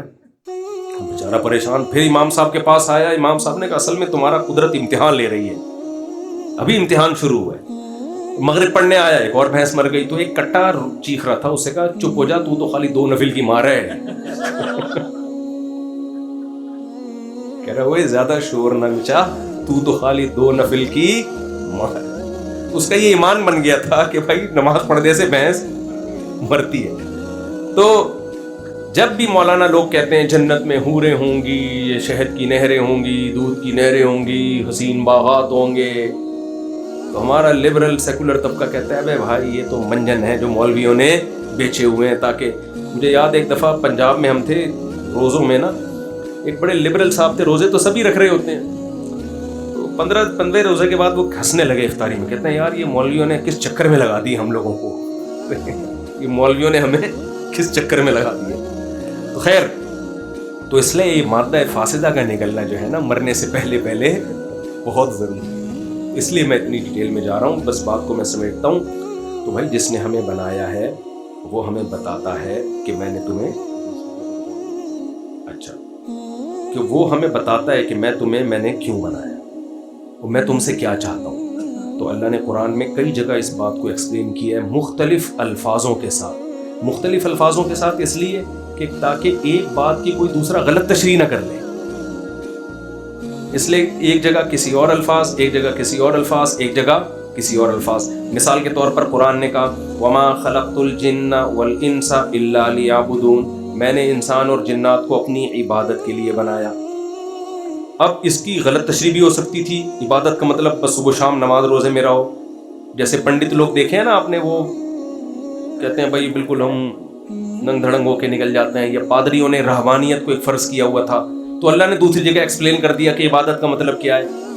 وہ ایکسپلین اللہ نے یہ کیا هل اتى على الانسان حين من الدهر لم يكن شيئا مذكورا انا خلقنا الانسان من نطفة امشاج نبتليه ہم اس کو آزمانا چاہتے تھے. فجعلناہ سمیعا بصیرا, ہم نے اس کو سنتا دیکھتا بنا دیا, اس میں یعنی اس میں یہ صلاحیتیں رکھ دیں. اور پھر اما شاکرن و اما کفورا, کچھ اس میں شکر گزار بن گئے, کچھ ناشکرے بن گئے. تو اس آیت سے پتہ چلتا ہے عبادت کا مطلب ہے شکر گزار بننا, اللہ کا شکر ادا کرنا. لیکن اس میں بھی ابہام ہے, بھائی شکر کا مطلب کیا ہے؟ آپ تھینک یو یا الحمدللہ کی کہتے رہو. تو قرآن نے ایک اور جگہ یعنی بتا دیا کہ عبادت اور شکر ایک ہی چیز کے دو نام ہیں. اور اس کا مطلب کیا ہے شکر گزار بننے کا؟ اس کا مطلب قرآن نے ایک اور جگہ بتایا. قرآن کہتا ہے تبارک الذی بیدہ الملک وہو علی کل شیء قدیر الذی خلق الموت والحیات لیبلوکم, اس نے موت زندگی کو پیدا کیا تاکہ وہ تمہیں آزمائے. ایکم احسن عملا, تم میں اچھا عمل کون کرتا ہے. اب دودھ کا دودھ اور پانی کا پانی, یعنی اللہ کہتے ہیں میں نے تمہیں پیدا کیا اپنی عبادت کے لیے. اللہ کہتے ہیں عبادت کا مطلب ہے تم میرے شکر گزار بنو, نا شکرے مت بنو. پھر اللہ کہتے ہیں شکر گزار کا مطلب یہ ہے کہ تم اچھا عمل کرو. کیا مطلب؟ انسان میں دو چیزیں ہوتی ہیں, اچھے بھی برے بھی. جانوروں میں ایک ہی اچھا برا ہوتا ہے. جانوروں میں بھائی جانور کو اللہ نے جیسا بنا دیا ویسے کا ویسے ہی رہے گا. جو وفادار جانور ہیں ہمیشہ وفادار, کتا وفا کرتا ہے تو ہمیشہ وفادار ہی رہے گا, وہ بے وفا ہو ہی نہیں سکتا. جو بزدل ہیں وہ ہمیشہ بزدل رہیں گے, جو بہادر ہیں وہ ہمیشہ بہادر. جانوروں میں اچھے برے نہیں ہوتے, موٹے تازے ہوتے ہیں. آپ جب قربانی کا بکرا لے کر آتے ہو, اچھا بکرا خریدا برا بکرا خریدا تو کیا مطلب؟ بے وفا ہے, جھوٹ بولتا ہے. اپنے ماں باپ کو اولڈ ہاؤس میں جمع کرایا ہوا ہے اس بکرے نے, امانت میں خیانت کرتا ہے, 2 نمبری کا, 1.5 ہوشیار ہے نا. اچھے کا مطلب موٹا تازہ ہے, گوشت بہت نکلے گا. بیکار کا مطلب صرف سوپ بنا کے پی سکتے ہو, اس کا لاغر ہے. تو جو جیسا ہے ویسے کا ویسے ہی رہے گا بھائی. تبھی ان کے لیے جنت جہنم نہیں ہے. انسان کو اللہ نے یہ صلاحیت دی ہے, اپنے اختیار سے نائس پرسن بھی بن سکتا ہے, بیڈ پرسن بھی بن سکتا ہے, اچھا بھی بن سکتا ہے اور بولیں برا بھی بن سکتا ہے. وفادار بھی ہوتے ہیں انسانوں میں, بے وفا بھی ہوتے ہیں. 1 نمبر کے چور بھی ہوتے ہیں, سب کا ذہن ایک ہی طرف جا رہا ہے. 1 نمبر کے چور بھی ہوتے ہیں, ایماندار بھی ہوتے ہیں. بوڑھے ماں باپ کی خدمت کرنے والے بھی, جان چھڑانے والے بھی, بیوی سے وفا کرنے والے بھی اور بے وفائی کرنے والے بھی, حقوق ادا کرنے والے بھی, حقوق کھانے والے بھی. کیا خیال ہے, ایسا ہے یا نہیں؟ یہ تو سب انسانوں میں. تو اللہ کہتے ہیں یہ کوالٹی میں نے صرف انسان جنات میں رکھی ہے کہ وہ اچھے بھی بن سکتے ہیں اور برے بھی. ان میں کنجوس بھی ہوتے ہیں, سخی بھی ہوتے ہیں. جانوروں میں کنجوس جو ہے وہ ہمیشہ کنجوس ہی رہے گا, جو سخی ہیں وہ ہمیشہ سخی رہیں گے. انسانوں میں کنجوس بھی ہیں اور سخاوت کے دریا بھی ہیں. تو یہ ساری کوالٹیز کس میں پائی جاتی ہیں؟ انسان. اللہ کہتے ہیں بہت ساری مخلوق تھی, انسان کو جو میں نے پیدا کیا, باقی مخلوق کو تو انسان کے لیے بنایا. سخر لکم, سب کس کے لیے؟ تمہارے لیے, سب کچھ تمہارے لیے. تم کس کے لیے ہو؟ دیکھنا چاہتا ہوں کون اچھا بنتا ہے اور کون برا. اب ایک آخری بات, سچی مچی کی آخری بات, یہ جو اچھا اور برا بننا ہے نا, اس میں بھی ایکسپلینیشن کی ہمیں ضرورت ہے. ورنہ انسان 1.5 ہوشیار ہے. انسان پتہ ہے گڑبڑ کیا کرتا ہے. یہ مثال 20 دفعہ دے چکا ہوں میں, آپ نئے لوگ بیٹھے ہیں آپ کو بھی لازمی دوں گا. میں 20 اس لیے کہہ رہا ہوں کہ جو نیٹ پہ سنتے ہیں کہتے ہیں صاحب 6 دفعہ آپ مثال دے چکے ہو. بھائی مثال اگر خاندانی ہے تو 6000 دفعہ بھی دی جا سکتی ہے نا. کیا خیال ہے؟ آپ سے کوئی قرضہ لینے آ رہا ہے, آپ اس کو بولو کہ میں تمہیں نہیں دوں گا, کہ کیوں؟ کہتے مثال دیکھو فلاں بھی تمہارے جیسا آیا تھا لے کے بھاگ گیا. پھر دوسرا آدمی قرضہ لینے آئے گا, بھائی مفتی صاحب قرضہ دے دو, میں کہوں گا فلاں بھی آیا تھا لے کے بھاگ گیا. تو آپ کہو گے یار ایک ہی مثال بار بار ریپیٹ کر رہے ہو. تو میں کیا کہوں گا, بھائی عقل مند کے لیے ایک مثال, حالانکہ میرے پاس تو 4 مثالیں ایسی, 5 مثالیں ہوں گی بلکہ, تو انہیں کو ریپیٹ کروں گا نا. میں سبزی والا بھی لے کے بھاگ گیا تھا اور فلاں کو دیے تھے وہ بھی لے کے بھاگ گیا. تو ہم نے تو جب بھی کسی کو پیسے دیے الحمدللہ واپس پلٹ کے آ گئے. اللہ کا بڑا فضل ہے. تو اس سے میں یہ کہتا ہوں تجربہ تو آ گیا نا کم از کم. خیر, تو اب دیکھیں مجھے ایک بات بتائیں, میں وہ مثال دیتا ہوں. اچھے اور برے کو ایکسپلین بھی خدا کرے گا تو سمجھ میں آئے گا. انسانوں کے حوالے کر دیں گے نا, ہم یہ چیز بھی یورپین اقوام سے پوچھ رہے ہیں, انگریزوں سے پوچھ رہے ہیں کہ نائس پرسن کسے کہتے ہیں اور بیڈ پرسن کسے کہتے ہیں. انہوں نے اچھائی اور برائی کا کرائیٹیریا چینج ہی اتنا کر دیا ہے کہ ہمیں وہ انتہائی برے ہو گئے بھی اچھے لگ رہے ہیں اور ہمارے ہاں انتہائی اچھا آدمی بھی برا ہو گیا. معیار ہی کمبختوں نے چینج کر دیا ہے. سمجھ میں آ رہی ہے بات؟ سارا آوے کا آوا ہی بگاڑ دیا انہوں نے. تو اب ہم اس یورپین اقوام کو سامنے رکھ کے کہتے ہیں, ہم کہتے ہیں اچھا وہ ہے جو ٹیکس ٹائم پہ دے. دیکھو وہاں گورے سارے ٹیکس کس پہ دیتے ہیں؟ ٹائم. ٹھیک ہے, یہ بھی اچھا ہونا ہے, میں اس کو نہیں برا کہہ رہا. ٹیکس دیکھو, ہمارے ہر آدمی ٹیکس چوری کرتا ہے. وہ کیسے لائن میں چلتے ہیں, ہمارے یہاں سگنل توڑ کے چلتا ہے. 2-4 چیزیں رہ گئی اچھائی کا کرائیٹیریا, اور کچھ بھی نہیں ہے. اب میں آپ کو مثال دیتا ہوں جو میں اکثر دیتا ہوں, دیکھو اس کو خوب سمجھیے گا, پھر رمضان پہ آؤں گا انشاءاللہ میں. دیکھیں میں رمضان پہ نہیں بھی آیا نا, اب آپ خود آ جائیں گے اگر آپ کے کانسیپٹ کلیئر ہو گئے. مجھے رمضان پہ لانے کی آپ کو ضرورت نہیں ہے, خود ہی آ جائیں گے آپ. اب دیکھو میں آپ کو ایک مثال دیتا ہوں. آپ کی بچی کے لیے کوئی رشتہ لینے کے لیے آیا, آپ نے پوچھا بیٹا کیا کرتے ہو؟ میری شو روم ہے, میں یوں ہے, فلانا ہے, جمخانہ ہے, وغیرہ ہے وغیرہ ہے. اچھا بیٹا کوئی نشہ وشہ تو نہیں کرتے؟ انکل بس میں چرس پیتا ہوں. آپ اپنی بیٹی کا رشتہ دو گے اس کو؟ بولو. آپ اس کو بولو گے نائس پرسن. دوسرا آیا وہ بھی ساری چیزیں اچھی, چرس پیتا ہے کم وقت. تیسرا آیا سب کچھ اوکے کی رپورٹ, گڑبڑ کیا ہے؟ چرس پیتا ہے. ٹیکس ٹائم پہ دیتا ہے سب کچھ ہے, لیکن پیتا کیا ہے؟ جیب میں تلاشی رہی تو چرس کی پڑیاں نکلی. کیونکہ آپ کی نظر میں چرسیوں کے امیج اچھا نہیں ہے, برا ہے. کیوں برا ہے؟ نالے میں بیٹھے ہوتے ہیں, پھٹے پرانے کپڑے, بغلیں بڑی ہوئی ہوتی ہیں, منہ سے اسمیل آ رہی ہوتی ہے. اب کسی قوم کے مالدار لوگ اگر چرس پینا شروع کر دیں اور دنیا کے ٹھیکیدار بھی وہ بن جائیں, تہذیب کے ٹھیکیدار بھی وہ بن جائیں, لیکن ان کمبختوں کو عادت پڑ گئی سٹے لگانے کی. کیونکہ سٹا چھڑوانے کے لیے جو مذہب کی موٹیویشن چاہیے تھی, جنت اور جہنم کا تصور, وہ موٹیویشن ان کے پاس ہے نہیں. مجھے ایک بات بتاؤ, زنا, بدکاری, کیا وہ جنت اور جہنم کے تصور اگر درمیان سے نکال دو کہ اس عمل سے خدا ناراض ہوتا ہے, تو کیا کوئی نوجوان زنا سے بچ سکتا ہے؟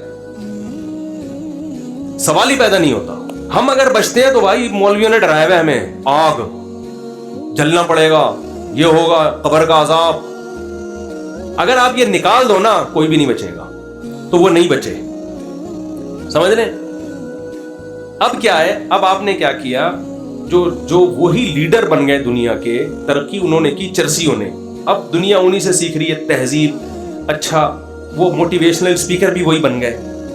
تو سب سے پہلے تو وہ اپنے اوپر سے یہ الزام بری کریں گے نا, اپنے آپ کو اس الزام سے گالی سے نکالیں گے کہ ہم برے لوگ نہیں ہیں, ہم کیا ہیں, ہم اچھے لوگ.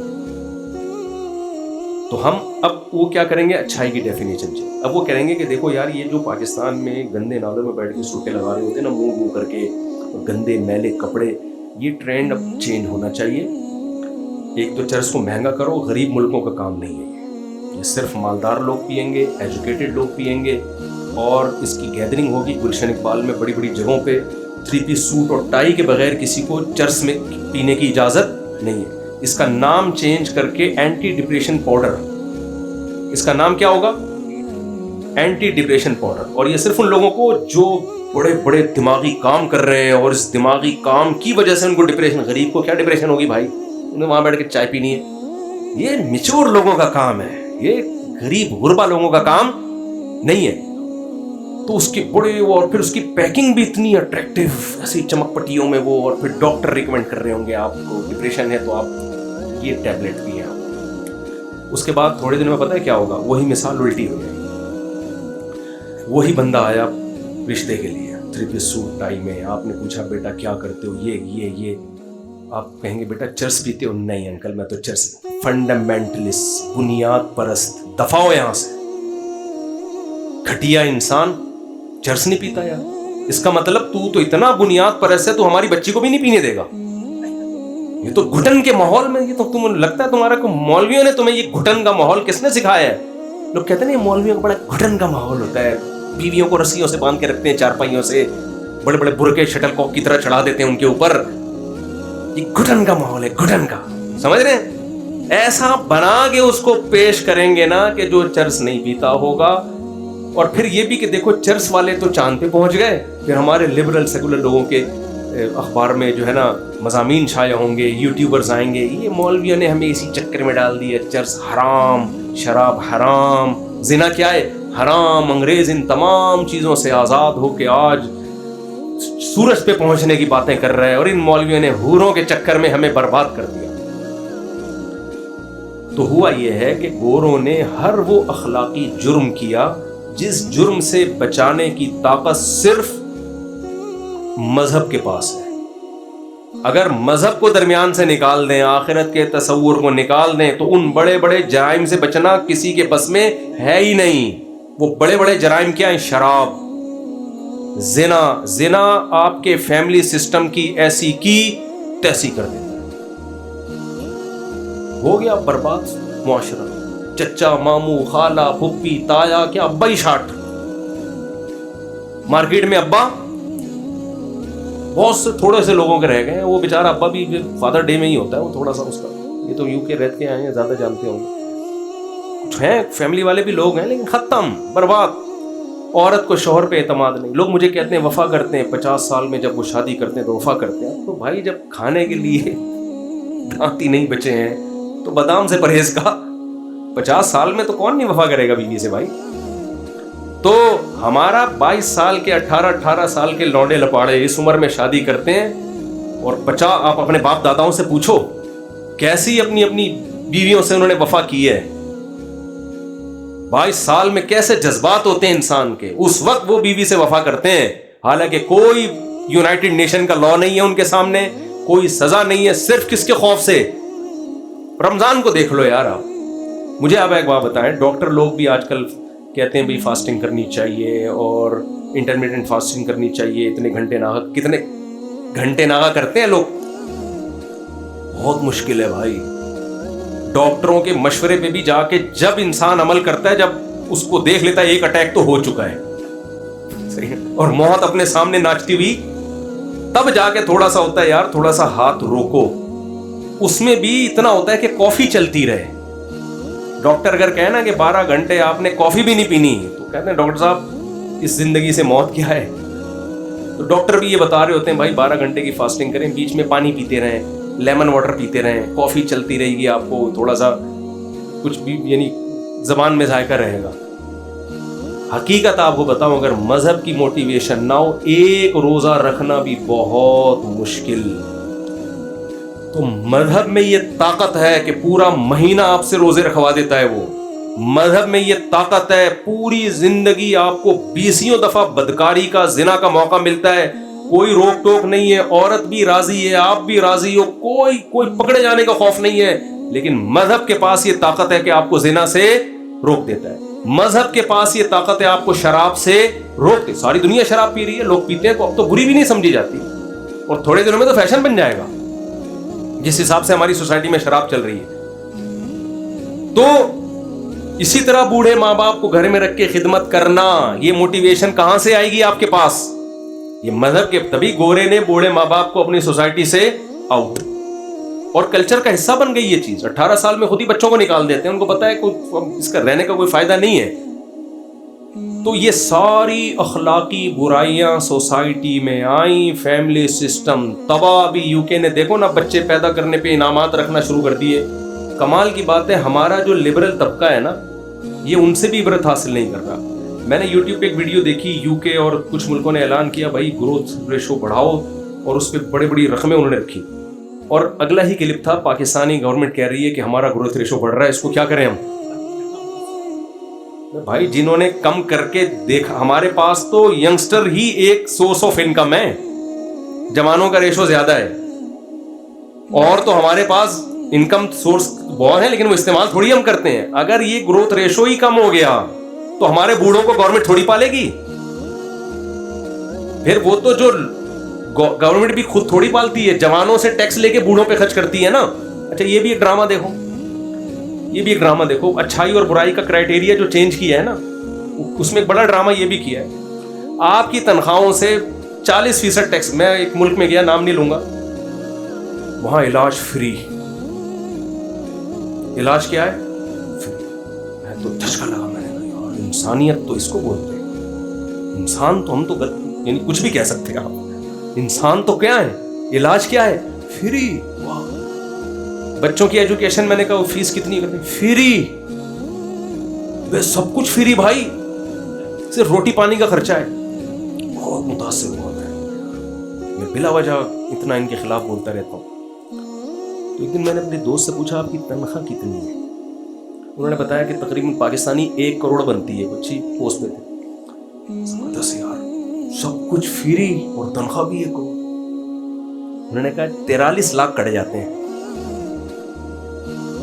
مجھے پہلے تو دھچکا لگا, میں نے کہا 43 لاکھ روپے کٹ رہے ہیں. کہہ رہے جی. فری کس بات کا ہو گیا بھائی؟ پھر فری کس بات کا ہو؟ بھائی صاحب یہ منجن ہے, سمجھ رہے ہو یہ کیا ہے؟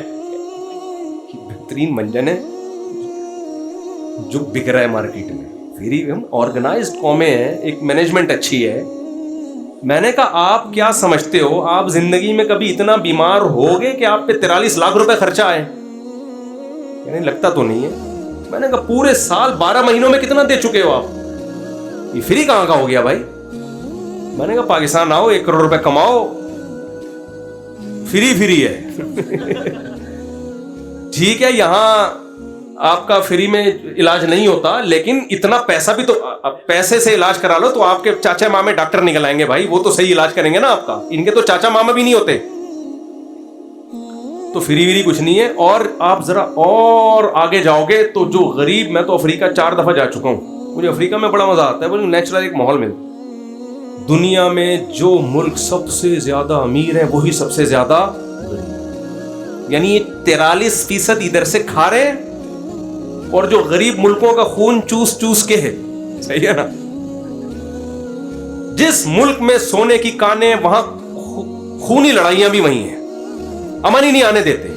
اس لیے اپنے حکمرانوں کو بہت زیادہ برا نہیں کہا کریں, بہت زیادہ نہیں, کیونکہ بہت کچھ ادھر سے بھی ہو رہا ہے, بہت کچھ ادھر سے بھی ہو رہا ہے. تو اب کیا ہے کہ جن ملکوں میں اتنی کچھ نکل رہا ہے بھائی, سارے وہاں بڑی بین الاقوامی طاقتوں نے فسادات کرائے ہیں. کہیں نہ کہیں لیبیا میں دیکھو نا کیا کیا, یہ سونے کے نوالے کھا رہا تھا وہ ملک. وہاں جا کے ان باہر کی ملکوں نے جا کے, ان کی خفیہ ایجنسیوں نے جا کے لڑوایا, بدگمانیاں پھیلا کے کہ یہ قذافی یہ کر رہا ہے, فلانا یہ کر رہا ہے. ان کو لڑا کے برباد کر دیا, سارا بیڑا غرق کر دیا. تو بیڑے غرق کے جتنے سافٹ ویئر ہیں وہ کہاں سے آتے ہیں؟ وہ بھی وہیں سے آتے ہیں. بھائی کفر میں کوئی خوبی نہیں ہے. انڈیویجولی کچھ خوبیاں وہ تو ہر انسان میں ہو سکتی ہیں, اس کا کوئی بھی منکر نہیں ہے. ابو جہل میں بھی ہوں گی کچھ نہ کچھ, ابو لہب میں بھی ہوں گی کچھ نہ کچھ. تو خدا کی نظر میں جو اچھائی اور برائی کا معیار ہے, اس معیار کو سامنے رکھ کے آپ کو فیصلہ کرنا پڑے گا. وہ میں جلدی اتنا بیان ہو گیا تو میں بتا دوں خدا کی نظر میں معیار کیا ہے. دیکھو اسلام انسانیت کا قائل ہے. جیسے ہم کہتے ہیں نا گورے بہت اچھے ہیں, بہت اچھے ہیں, لوگوں کے لیے بہت اچھے. یہ بہت اچھے بڑا مبہم لفظ ہے. جیسے ویمن رائٹس کی ایک بات ہوتی ہے, یہ بڑا مبہم سا نعرہ ہے. خواتین کے حقوق, مبہم نعرے وہی لگاتا ہے جس نے حقوق دینے نہیں ہوتے. مثال کے طور پر کوئی مجھ سے آ کے پوچھے مفتی صاحب اسلام میں عورت کے کیا حقوق ہیں, تو میں حقوق بیان کروں گا, پہلے پوچھوں گا کون سی عورت کی بات کر رہے ہو, یہ پوچھوں گا نا. بھائی ماں ہے تو الگ حقوق ہیں, بہن ہے تو الگ حقوق ہیں, بیٹی ہے تو الگ حقوق ہیں, خالہ ہے تو الگ ہیں, پھپھی ہے تو الگ ہیں, اور کچھ بھی نہیں ہے انٹی ہے, پڑوسن ہے تو اس کے الگ حقوق ہیں. کیا خیال ہے؟ تو مثال کے بیٹی ہے تو آپ اس کو وراثت سے محروم نہیں کر سکتے. آپ جب زندگی میں کچھ دو گے تو بیٹے کو جتنا دیا بیٹی کو بھی اتنا ہی دینا پڑے گا, اس میں آدھا اور ڈبل نہیں کر سکتے آپ. بیوی ہے تو اس کے حقوق یہ ہے کہ آپ نے مہر دینا ہے, اس کو آپ نے گھر کا انتظام کر کے دینا ہے. گیس بجلی کا بل کون دے گا؟ بولو نا, آپ دو گے. اس کی ڈلیوری کا خرچہ کون اٹھائے گا؟ آپ اٹھاؤ گے. اس کے بچوں کی ساری زندگی کی رسپانسبلٹی کس کی ہے؟ آپ کی ہے. ایسے خاندانی حقوق بیوی بنا کے دے دیے اسلام نے. ڈیورس بھی دیے تو مہر دینا پڑے گا, عدت کے دوران اس کو خرچہ دینا پڑے گا. پھر ڈیورس کا بھی ایک طریقہ بتا دیا, دھڑ طلاقیں نہیں نکالنی ہے. مر گئے تو 12.5% ہے اس کا, اگر آپ کے بچے ہیں, بچے نہیں ہیں تو 25% ہے اس کا آپ کی وراثت میں. وہ آپ اس سے محروم نہیں کر سکتے بیوی کو. حتیٰ کہ بیماری کی حالت میں آپ نے ساری جائیداد اٹھا کے کسی ٹرسٹ کو دے دی, شریعت اس کو کالعدم قرار دیتی ہے. بھائی آپ کے حق ہے, بیوی ہے یار, ساری زندگی اس نے گزاری ہے, آپ اٹھا کے کسی اور کو پکڑا رہے ہو. آپ سمجھ رہے ہیں کہ نہیں سمجھ رہے بات کو؟ گورے کے پاس اس طرح کے حقوق کی کوئی فہرست, کیا اس کا الف بھی نہیں ہے اس کے پاس, وجود ہی نہیں ہے سرے سے. کیا رائٹس ہیں؟ تھینک یو سے بات شروع کرو اور تھینک یو پہ ختم, اس سے زیادہ کچھ بھی نہیں ہے. خواتین کہتی ہیں نا, دیکھو انگریز لوگ کتنے ہنستے کھیلتے مسکراتے اور تھینک یو وینک یو, اور ہمارے میاں گالیاں لے کے گھر آتے ہیں اور سناتے ہیں بات بات پہ غصہ. میں ان سے کہتا ہوں دیکھو, آپ کا نیوٹن کا لا ہے ہر ایکشن کا ری ایکشن ہوتا ہے. میں بہت ساری چیزیں نیوٹن سے سیکھی ہیں. میں نے کہا گوروں کے ہاں کوئی ایکشن ہی نہیں ہے تو ری ایکشن کہاں سے ہوگا؟ مثال کے طور پر میں نے کہا دیکھو ابھی عید آ رہی ہے, ہماری عورتیں کیا کہیں گی, سینڈل بھی لینے ہیں عید پہ, چوڑیاں بھی لینی ہیں عید پہ, فلانے کے کپڑے بھی لینے ہیں, پھر فلانے کی شادی, عید کے بعد شادیوں کا ایک نیا سلسلہ, میری بہن کی شادی, میرے بہنوئی کے جو ہے نا وہ دعوت کی ہے اس نے, فلانے کی شادی, فلانے کی شادی, یہ سارے ایکشن ہو رہے ہیں. اور یہ کس کی کھوپڑی پہ جا کے وار کرنے ہیں؟ اکیلے آدمی کی. اور جس کی چار ہو تو سوچو چاروں طرف سے فائرنگ ہو رہی ہے, دھاڑ دھاڑ دھاڑ. تو اس ایکشن کے ری ایکشن میں 2-4 گالیاں نکل جائیں تو یہ کوئی بڑی بات. حالانکہ نیوٹن نے کہا تھا جتنا پاورفل ایکشن ہوگا نا, ری ایکشن اتنا ہی پاورفل ہوگا. اس حساب سے تو بھائی اللہ نہ کرے کہیں شروع نہ کر دیں, چپیٹے ہونے چاہیے, کرے نہیں کہ ایسا نہ شروع کر لیں. عذاب میں میرے پاس تو لوگ آئے ہیں نا یار, عید آتی ہے مصعب, ہمارا تو جنازہ نکل جاتا ہے. آپ گھر سے باہر جا رہے ہو, واپسی پہ 6 انڈے لیتے ہوئے آنا, یہ کیا ہے؟ ایکشن ہے. تو ری ایکشن تھوڑا بہت تو بنتا ہے نا. گوروں میں نہیں ہے یہ کہ بیگم کہہ رہی ہے کرسمس کے موقع پہ مجھے یہ دلائیں, کچھ بھی نہیں دلانا بھائی, کچھ بھی نہیں. پیپر میرج ہے, تم ادھر سو میں ادھر سو, آپس کا موڈ ہوا تو ٹھیک ہے, نہیں ہوا تو اس میں بھی کوئی ایک دوسرے کے پابند نہیں ہے. اس کو تھینک یو کے علاوہ بچا ہی کچھ نہیں بیچارے کے پاس.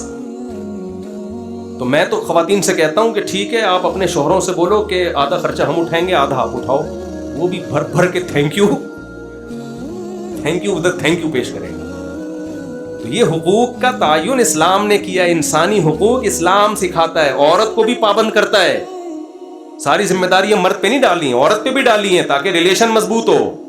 بھائی جب یہ اتنا, اس کو میں نے اتنی ذمہ داریاں ڈال دی ہیں تو اس کی پرمیشن کے بغیر آپ گھر سے باہر نہیں جا سکتی, اس کی پرمیشن کے بغیر آپ کسی کو گھر میں نہیں بلا سکتی. اگر کسی مرد سے بات کرتی ہو اور اس کو ناپسند ہے تو آپ بات نہیں. گورے کا تھوڑی پابندیاں, یہ ان کا پرسنل مسئلہ ہے, پرسنل آزاد.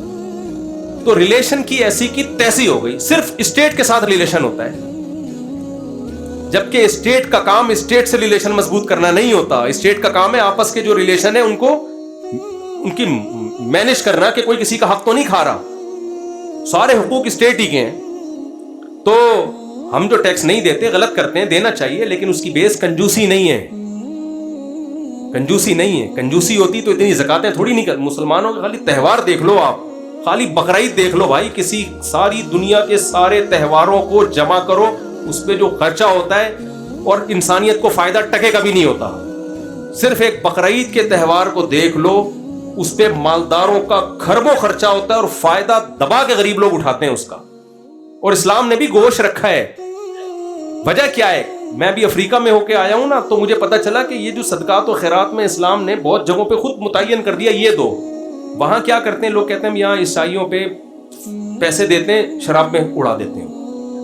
گوشت تو انسان کی بنیادی خوراک ہے. جب آپ قربانی کرو گے تو گوشت ہی دو گے. غریب اس کو سٹے بازی میں, گٹکے میں نہیں اڑا سکتا اس کو. گوشت تو ہماری باڈی کے لیے انتہائی ضروری چیز ہے. تو اچھائی اور برائی کا معیار کیا کر کے رکھ دیا, ایسی کی تیسی کر دی انہوں نے. تو یہاں بھی ہمیں گائیڈنس چاہیے. سمجھ میں آ رہی ہے بات کہ اچھائی کی ڈیفینیشن کیا ہے؟ تو وہ ڈیفینیشن ہے, سب سے پہلے تمہارا ریلیشن کریٹر کے ساتھ ہونا چاہیے. اگر آپ خدا کو اپنی فہرست سے نکالتے ہو, لوگ ایک نعرہ لگاتے ہیں سب سے پہلے انسانیت ہے, مذہب اس کے بعد ہے. یہ غلط نعرہ ہے. یوں سمجھیں کہ ایک بری چیز کو اچھے لبادے میں اوڑھ کے پیش کیا جا رہا ہے. ہونا یہ چاہیے کہ مخلوق کا آپس میں ریلیشن سے پہلے سب سے پہلے خالق اور مخلوق کے ریلیشن کو فوکس کرنا چاہیے. دیکھو ماں باپ کا رشتہ پہلے ہے, بہن بھائیوں کا پہلے ہے؟ ماں باپ کا پہلے نا. تو خالق اور مخلوق کا پہلے ہے, تبھی حدیث میں آتا ہے لا طاعت لمخلوق فی معصیت الخالق, خدا کو ناراض کر کے مخلوق کو خوش نہیں کیا جا سکتا. اب کوئی نامحرم خاتون ہے, آپ سے ہنس ہنس کے بات کر رہی ہے اور آپ اس سے بات نہیں کرتے تو اس کا دل ٹوٹ رہا ہے. میرے پاس آتے ہیں نا فون, اب تو بہت کم اٹھاتا ہوں میں, کہ جی وہ میرا بوائے فرینڈ تھا, میں نے اس کو منع کر دیا, بلاک کر دیا, تو وہ خودکشی کے خیالات آ رہے ہیں, اس کا دل توڑنے کا مجھے گناہ تو نہیں ہوگا؟ ویسے بیوقوف دنیا میں پڑے ہوئے ہیں یار. میں کہتا ہوں آپ اس کو خودکشی کرنے دو, نہیں کرے گا تو آپ کو گناہ ملے گا, سمجھ رہے ہیں؟ کیونکہ آپ نہیں جبھی کرے گا جب آپ اس سے بات چیت کرو گے. تو اس کو بولو بھائی تو کھمبے سے چپک کے مر جا, تو کھائی سے نیچے گر کے مر جا, اس کا گناہ آپ پہ نہیں ہوگا, کیونکہ سب سے پہلے ریلیشن کس سے بنانا ہے؟ ہاں, شوہر آپ کے غلط ایٹیٹیوڈ کی وجہ سے اگر خودکشی کے خیالات آ رہے ہیں, پھر اللہ پوچھے گا کہ میں نے اس سے تمہاری شادی اس سلسلے میں نہیں کرائی تھی کہ برین ہیمریج سے. خاتون آئی, خواتین بیان سن رہی ہیں, تو ان جیسی خواتین کے بارے میں بات نہیں کر رہا, ان کے علاوہ ٹائپ کی خواتین کے بارے میں بات کر رہا ہوں. کوئی خاتون, میرے ایک آدمی لایا اپنی اماں کو میرے پاس نا, کہ بہت ہمارا جینا حرام کیا ہوا ہے اماں نے نا. میں نے جب بلایا وہ بولے جا رہی ہیں, چپ ہی نہیں ہو رہی, میری سن نہیں رہی, خود بولے جا رہی ہیں.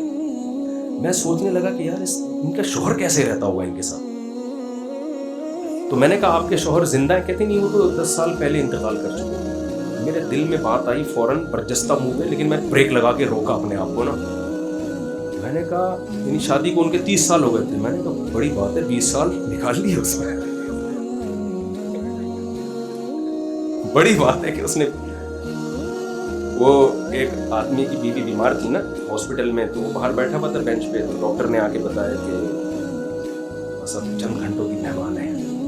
بہت ایک افسوس کے ساتھ اس آدمی کی لمبی آہ بڑھی اور کہا کہ ڈاکٹر صاحب جہاں اتنے سال صبر کیا 2-3 گھنٹے. اچھا, یہ جو خواتین بیان سن رہی ہیں ان کے بارے میں بالکل نہیں ہو رہی ہے. خواتین کہتی ہیں ہمارے خلاف بات کر رہے ہیں, آپ کے لیے ویسے لطیفہ ہے. تو بھائی اچھائی اور برائی کا جو معیار ہے وہ کون بتائے گا؟ وہ اللہ. تو اللہ کہتے ہیں سب سے پہلے ریلیشن کس سے ہونا چاہیے؟ خدا.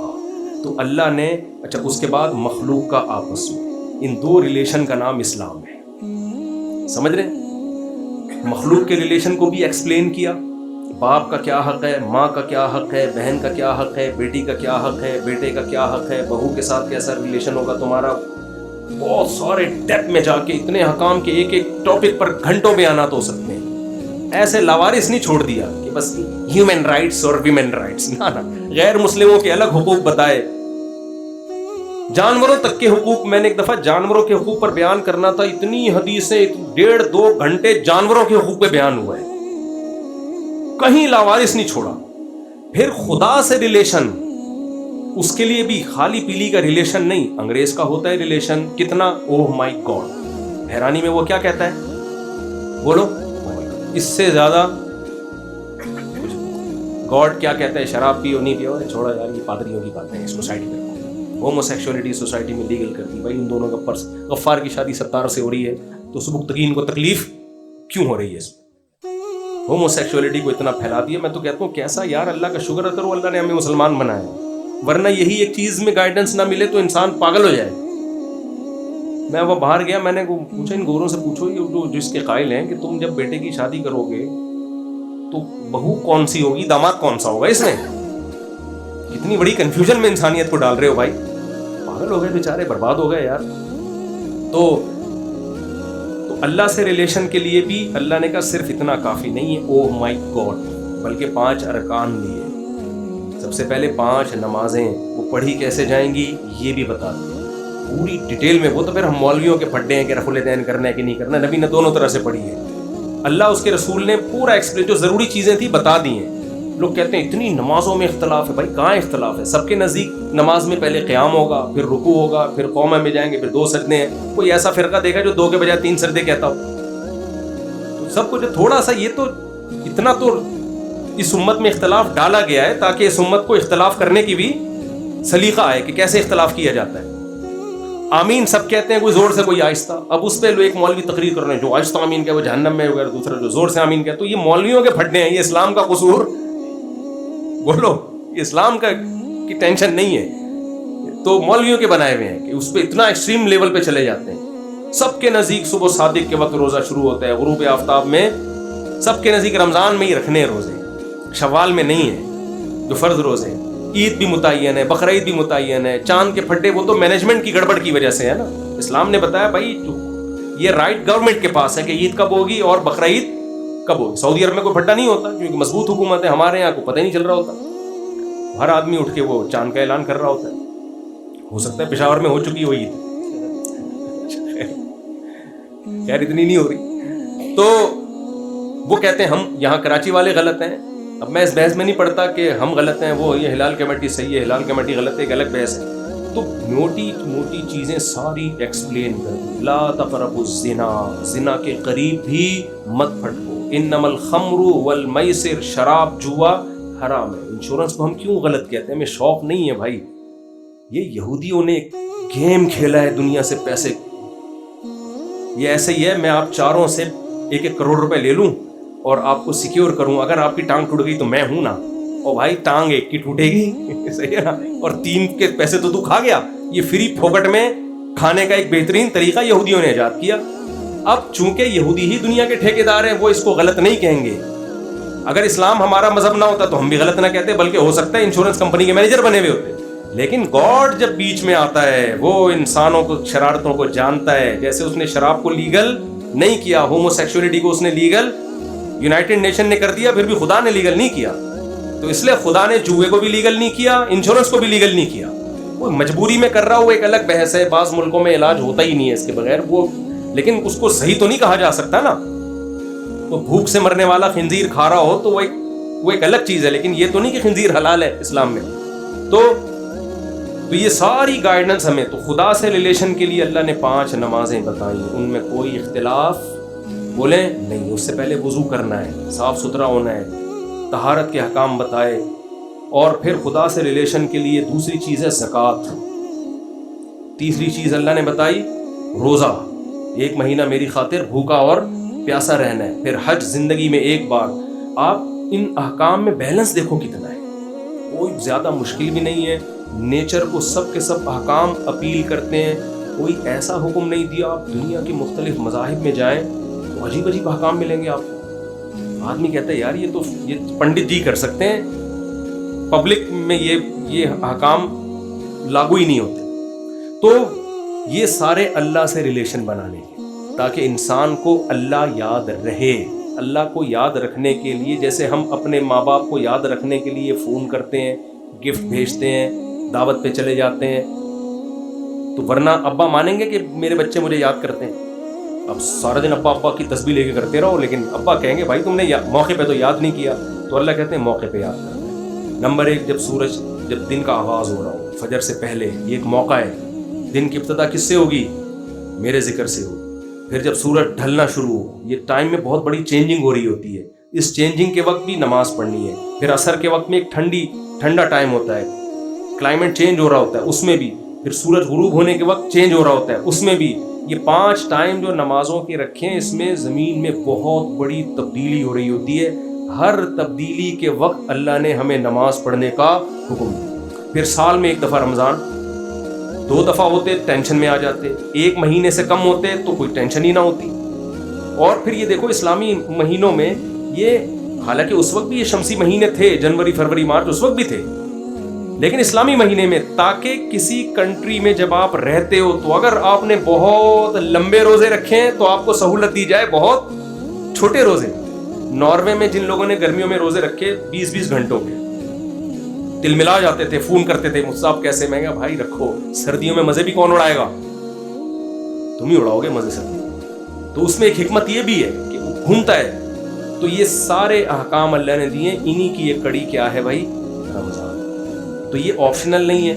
غامدی صاحب نے فتویٰ دے دیا کل صبح آپ کا پیپر ہے تو آپ روزہ چھوڑ سکتے ہیں, تو وہ فتوے کی شریعت میں کوئی حیثیت بولیں نہیں. اسلام کے احکام آسان ہیں, لچک نہیں ہے. دنیا کے کوئی بھی لا جب بنایا جاتا ہے نا, اس میں فلیکسیبلٹی اگر رکھ دی جائے تو پھر وہ لا ہی ناقص ہوتا ہے. مثال کے طور پر بس ایک آخری مثال دیتا ہوں. دیکھو, سورج غروب ہونے سے 2 سیکنڈ پہلے آپ نے روزہ کھا لیا, روزہ ہو جائے گا؟ آپ یہ بولو یار اللہ کو ایسا تھوڑی ہے کہ سارا دن کا میں بھوکا پیاسا 2 سیکنڈ پہ مجھے وہ کر دے. نا بھائی, 1 سیکنڈ پہلے بھی نہیں ہے, سورج غروب ہونے کے بعد ہی کھانا پڑے گا آپ کو. اور پھر غروب ہونے کے بعد نہیں کھانا غلط ہے, پھر کھاؤ آپ, کیونکہ اب جب ختم ہے تو آپ کیوں بھوکے بیٹھے ہوئے ہو؟ بلا وجہ کے فنٹر بننے کی کوشش کیوں کر رہے ہو؟ تبھی آپ دیکھو عید الفطر میں نبی صلی اللہ علیہ وسلم عید کی نماز سے پہلے کھایا کرتے تھے کچھ, جبکہ بقرعید میں نہیں تھا. وجہ اس کی ہے کہ بھائی 1 مہینہ کے روزے رکھے ہیں نا, تو عید کے دن بتایا کہ آج روزہ نہیں ہے تو ہم جلدی کھائیں گے تاکہ پتہ چلے آج نہیں ہے. سمجھیں گے؟ بقرعید میں یہ حکمت نہیں ہے. تو لا ہے ایک, اس کو ہمیں بنا کے دیا اسلام نے. تو اسی طرح زکوٰۃ ہے, رمضان کے روزے ہیں, تو اپنا پہلے ایمان اسلام پہ مضبوط کریں, اور پھر یہ رمضان سے پہلے تیاری کر لیں اس کی, تراویح پڑھیں پابندی کے ساتھ. دیکھو, جو کام ٹینشن کے ساتھ ہوتا ہے سکون اسی میں ہوتا ہے. ہم چاہتے ہیں کہ بالکل کچھ بھی نہ ہو, بس ایسی لائف گزر جائے. تو ڈپریشن ہمیشہ ان لوگوں کی بیماری ہے جن کو سرے سے کوئی ٹینشن ہوئی. سمجھ رہے ہو؟